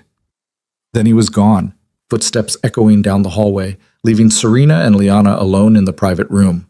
Liana collapsed into her chair, looking like she might be sick. Did that really just happen? Did we really just threaten Victor Marino and live to tell about it? We did, because he's smart enough to know when he's beaten. Serena sat down across from her sister, suddenly exhausted. Are you okay? I don't know. I feel like I'm going to throw up. Or pass out, or both. That's adrenaline. It'll pass. What happens now?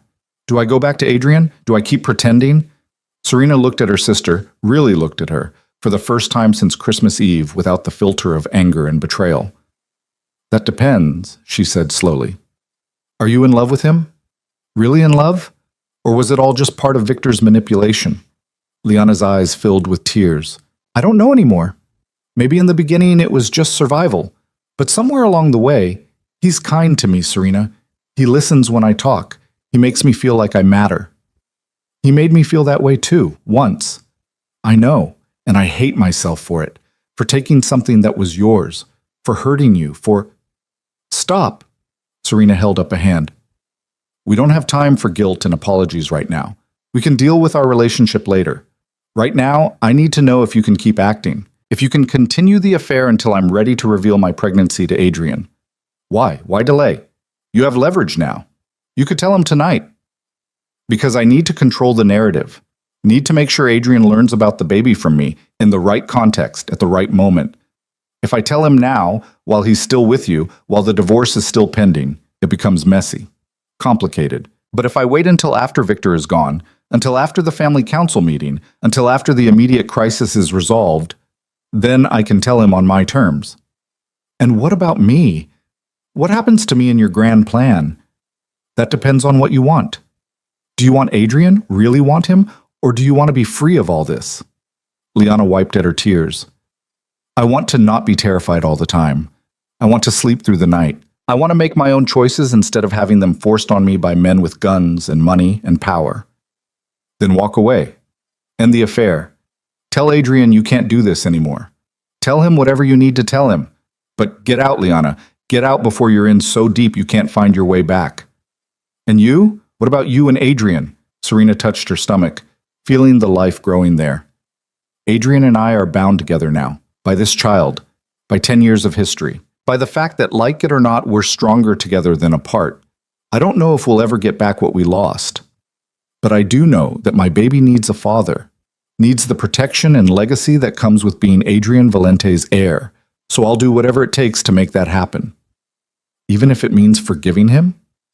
Even if it means learning to live with what can't be forgiven. They sat in silence for a moment, two sisters who'd been strangers for too long, finally seeing each other clearly. I'm sorry, Liana said quietly, for all of it, for being weak, for making terrible choices, I know. And someday maybe I'll be ready to forgive you, but not today. Today, I just need you to help me finish this. Liana nodded. What do you need me to do? Go back to Adrian. Act normal. Don't mention Victor's resignation until he brings it up. And when the family council meeting happens next week, be ready, because everything's about to change. The family council meeting was held in a private estate in Westchester, a sprawling property that had been in the Valente family for 3 generations. Serena had been to 2 of these meetings before, both times as Adrian's wife, expected to be seen but not heard, decorative but silent. This time would be different. Adrian had been shocked by Victor's sudden resignation, had called Serena, the first time they'd spoken directly in over a week, to ask if she knew anything about it. Why would I know anything about Victor's personal decisions? She'd asked innocently. Because the timing is suspicious. Because Victor's been my right hand for 15 years and he suddenly decides to retire the week before our quarterly meeting. Because you've been acting strange and I can't shake the feeling that you're involved somehow. Maybe he just realized it was time to move on. People do that, Adrian. They reevaluate their lives and make changes. Not people like Victor. Not without a reason. Then maybe you should ask him yourself instead of interrogating your pregnant wife. Silence. Complete, shocked silence. What did you just say? Adrian's voice had gone very quiet. You heard me? I'm pregnant? 9 weeks. Due in July. Your child, in case you were wondering. More silence. Then, we need to talk. In person. Tonight. No. Not tonight. Not until after the family council meeting. I have things to say to you, Adrian. Important things. But they need to be said in front of the right people at the right time. Serena, if you're pregnant, if this is real, then everything changes. The divorce is still happening, unless you can give me a reason to reconsider. Unless you can prove to me that you're the man I thought I married instead of the man who betrayed me with my sister. I can explain about Liana. I can save it for the meeting. You'll want witnesses for what I'm about to tell you. Trust me. She'd hung up before he could protest, leaving him with more questions than answers, leaving him off balance and uncertain, exactly where she needed him. The meeting was called to order at 7 p.m. in the estate's library, a room lined with leather-bound books and portraits of dead Valentes. 15 men sat around a massive oak table, captains, advisors, the power structure of the entire organization. And at the head of the table, Adrian Valente, looking dangerous and barely controlled. Serena arrived unannounced, walking into the library like she owned it, ignoring the shocked expressions and murmured objections. Mrs. Valente, Christopher Hayden stood, attempting to intercept her. This is a closed meeting, family business only. I am family, Serena said calmly, and I have information that affects this business. So sit down, Christopher, and let me speak. Adrian's eyes were locked on her, ice blue and unreadable. Let her talk. The room fell silent. Serena walked to the front, standing beside Adrian's chair, facing the assembled men. Most of you know me as Adrian's wife. Some of you think you know why I'm here, to contest the divorce, to make a scene, to be dramatic. You're wrong. I'm here because there was a conspiracy, a plan to overthrow Adrian Valente and seize control of this organization. And I'm here to tell you who was behind it. That got their attention. Every man in the room leaned forward, suddenly focused. Victor Marino, Serena continued, has been planning a coup for the past 6 months. He's been embezzling money from family operations. Over $8 million funneled through offshore accounts. He's been making payments to people in this room, buying their loyalty, preparing them to vote against Adrian when the time came. That's ridiculous, someone said. Victor resigned. He's gone. He resigned because I gave him a choice, exile or exposure. He chose exile. But the conspiracy was real, and I have proof. She pulled out copies of Rachel's report and began distributing them around the table. Watched as men read through the financial records, the communication logs, the documented evidence of Victor's betrayal. Holy shit, someone muttered. This is real. It's real, Serena confirmed. Victor Marino was planning to call for a vote of no confidence at this meeting. He was planning to present Adrian as weak, distracted, unfit to lead, and he was planning to take power by force if the vote didn't go his way. Adrian stood slowly, his face carved from ice. Who helped him? Who in this room took his money? 3 men shifted uncomfortably. Carlo Rossetti, Jimmy Delgado, Vincent Carbone. The same names Rachel had identified. Is this true? Adrian asked them directly. Carlo Rossetti stood, his face pale. I took meetings with Victor. He talked about succession planning, about what would happen if something happened to you. But I swear, Adrian, I never agreed to move against you. You took his money, Adrian interrupted. The report shows payments. Consulting fees, he said they were legitimate, said you'd approved them. I approved nothing. Adrian's voice could have frozen hell. You took money from a man planning to kill me and you claim innocence? The room erupted in shouting, accusations, denials. Serena let it play out for a moment before raising her voice. Enough. The 3 of you will return every cent Victor paid you. You'll resign from your positions. And you'll be grateful that Adrian's giving you the chance to walk away instead of ending up in the Hudson. Is that understood? The 3 men nodded, chastened and terrified. Adrian turned to Serena, his expression complex.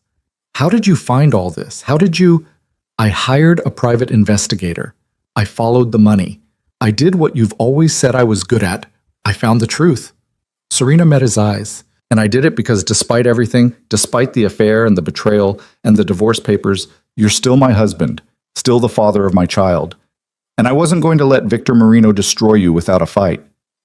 Something shifted in Adrian's face, something that looked almost like the man she'd married 10 years ago. You're really pregnant, he said quietly. I'm really pregnant. 9 weeks. The baby you've been trying to have for 3 years. The heir you married me to give you. It finally happened, and then you asked for a divorce. The room had gone silent again, everyone watching this private moment play out in public. I didn't know, Adrian said. Would it have mattered if you had? Would you have stayed faithful? Would you have chosen me over Liana? I don't know. But I'd like the chance to find out. I'd like the chance to be the man you deserve instead of the man I've become. Serena wanted to believe him, wanted to fall into his arms and pretend the past 6 weeks had never happened. But she'd learned too much, seen too much, become too much to settle for easy forgiveness. Then prove it, she said. Prove that you can be that man. Prove that this baby will have a father who honors his commitments. Prove that I wasn't wrong to protect you when I could have let Victor destroy you and walked away clean. Adrian reached for her hand. This time, she let him take it. I will, he promised. Whatever it takes. However long it takes. I will prove it to you. Good. Because I'm not signing those divorce papers. I'm not leaving New York. And I'm not raising this child alone. We're going to figure out how to be married again, how to trust again, how to build something real instead of something convenient. And Liana is going to confess, publicly, in front of everyone who matters. She's going to own what she did, and then she's going to leave New York and never come back. As if summoned, the library door opened. Liana stood there, looking small and frightened but determined. I'm ready, she said quietly. I'm ready to tell the truth. Serena nodded. Then tell it. Over the next hour, in front of Adrian and the family council and Serena herself, Liana confessed everything. The blackmail, the affair, her role as Victor's spy, the manipulation and the lies and the terror that had driven her choices.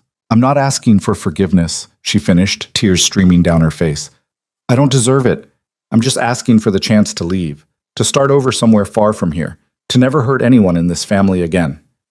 Adrian's face was unreadable. Finally, he spoke. You're exiled. Permanently. You'll leave New York by the end of the week. You'll never contact anyone in my family again. You'll never speak about what happened here. And if you break these terms, if you ever come back, you won't like what happens." Liana nodded, accepting the sentence. She looked at Serena one last time. "I'm sorry," she whispered, "for everything." "I know," Serena said, and found to her surprise that she meant it. "Goodbye, Liana." Her sister left without another word, the door closing behind her with quiet finality. The family council meeting ended shortly after. Men filed out, subdued and shaken by everything they'd learned. By the time the room emptied, only Serena and Adrian remained, standing on opposite sides of the oak table. "You saved me," Adrian said finally. "You could have let Victor succeed, could have let me be overthrown and killed. Instead, you fought for me. Why?" "Because you're my husband, because you're the father of my child, and because somewhere under all the mistakes and betrayals, I still remember the man I fell in love with. The man who looked at me across a ballroom and changed my life. I'm not that man anymore." "No, you're not. And I'm not the woman you married. We've both changed, both been broken and rebuilt. But maybe that's okay. Maybe we can be something new together, something stronger." Adrian walked around the table until he stood in front of her, close enough to touch but not touching. Not yet. "I love you," he said. "I never stopped loving you. I just forgot how to show it, forgot how to be the man you needed. And Liana was a mistake, a terrible, selfish mistake. I was angry and frustrated, and I blamed you for things that weren't your fault. I made you invisible because I couldn't face my own failures. And I'm sorry. I'm so sorry, Serena." She looked up at him, searching his face for truth, for sincerity, for some sign that this was real and not just another manipulation. What she found was a man who'd been humbled, who'd faced his own mortality and his own mistakes and come out the other side changed. "I can't promise I'll forgive you quickly," she said. "I can't promise it won't take years to rebuild what you destroyed. But I can promise that I'll try. For our child. For the future we could still have. I'll try. That's all I ask." Adrian pulled her into his arms, and Serena let herself lean into his embrace, let herself feel for the first time in weeks, like maybe they'd survive this after all. "There's still one problem," she murmured against his chest. "What?" Queen sighed. "Victor's partner. We still don't know who it is." Adrian pulled back slightly, looking down at her with an expression she couldn't quite read. "I know who it is." "What? How?" "Because I've been paying attention. Because I've been watching my organization the way I should have been watching it all along instead of being distracted by my own drama." He paused. "It was Vincent Carbone, my attorney." Serena's mind raced. Vincent Carbone, the family lawyer. The man who'd been in every meeting, who'd known every secret, who'd had access to everything. "Are you sure?" "I'm sure. The encrypted communications, the business hour patterns, the inside knowledge, it all points to him. And when I confronted him after you exposed the conspiracy, he confirmed it, tried to justify it by saying he thought I was making bad decisions, that Victor would be better for the family. What did you do to him?" "What I do to all traitors. He's gone, permanently. And the message has been sent. Betray me, and there are consequences." Serena shivered slightly, reminded once again of exactly what kind of world she'd married into.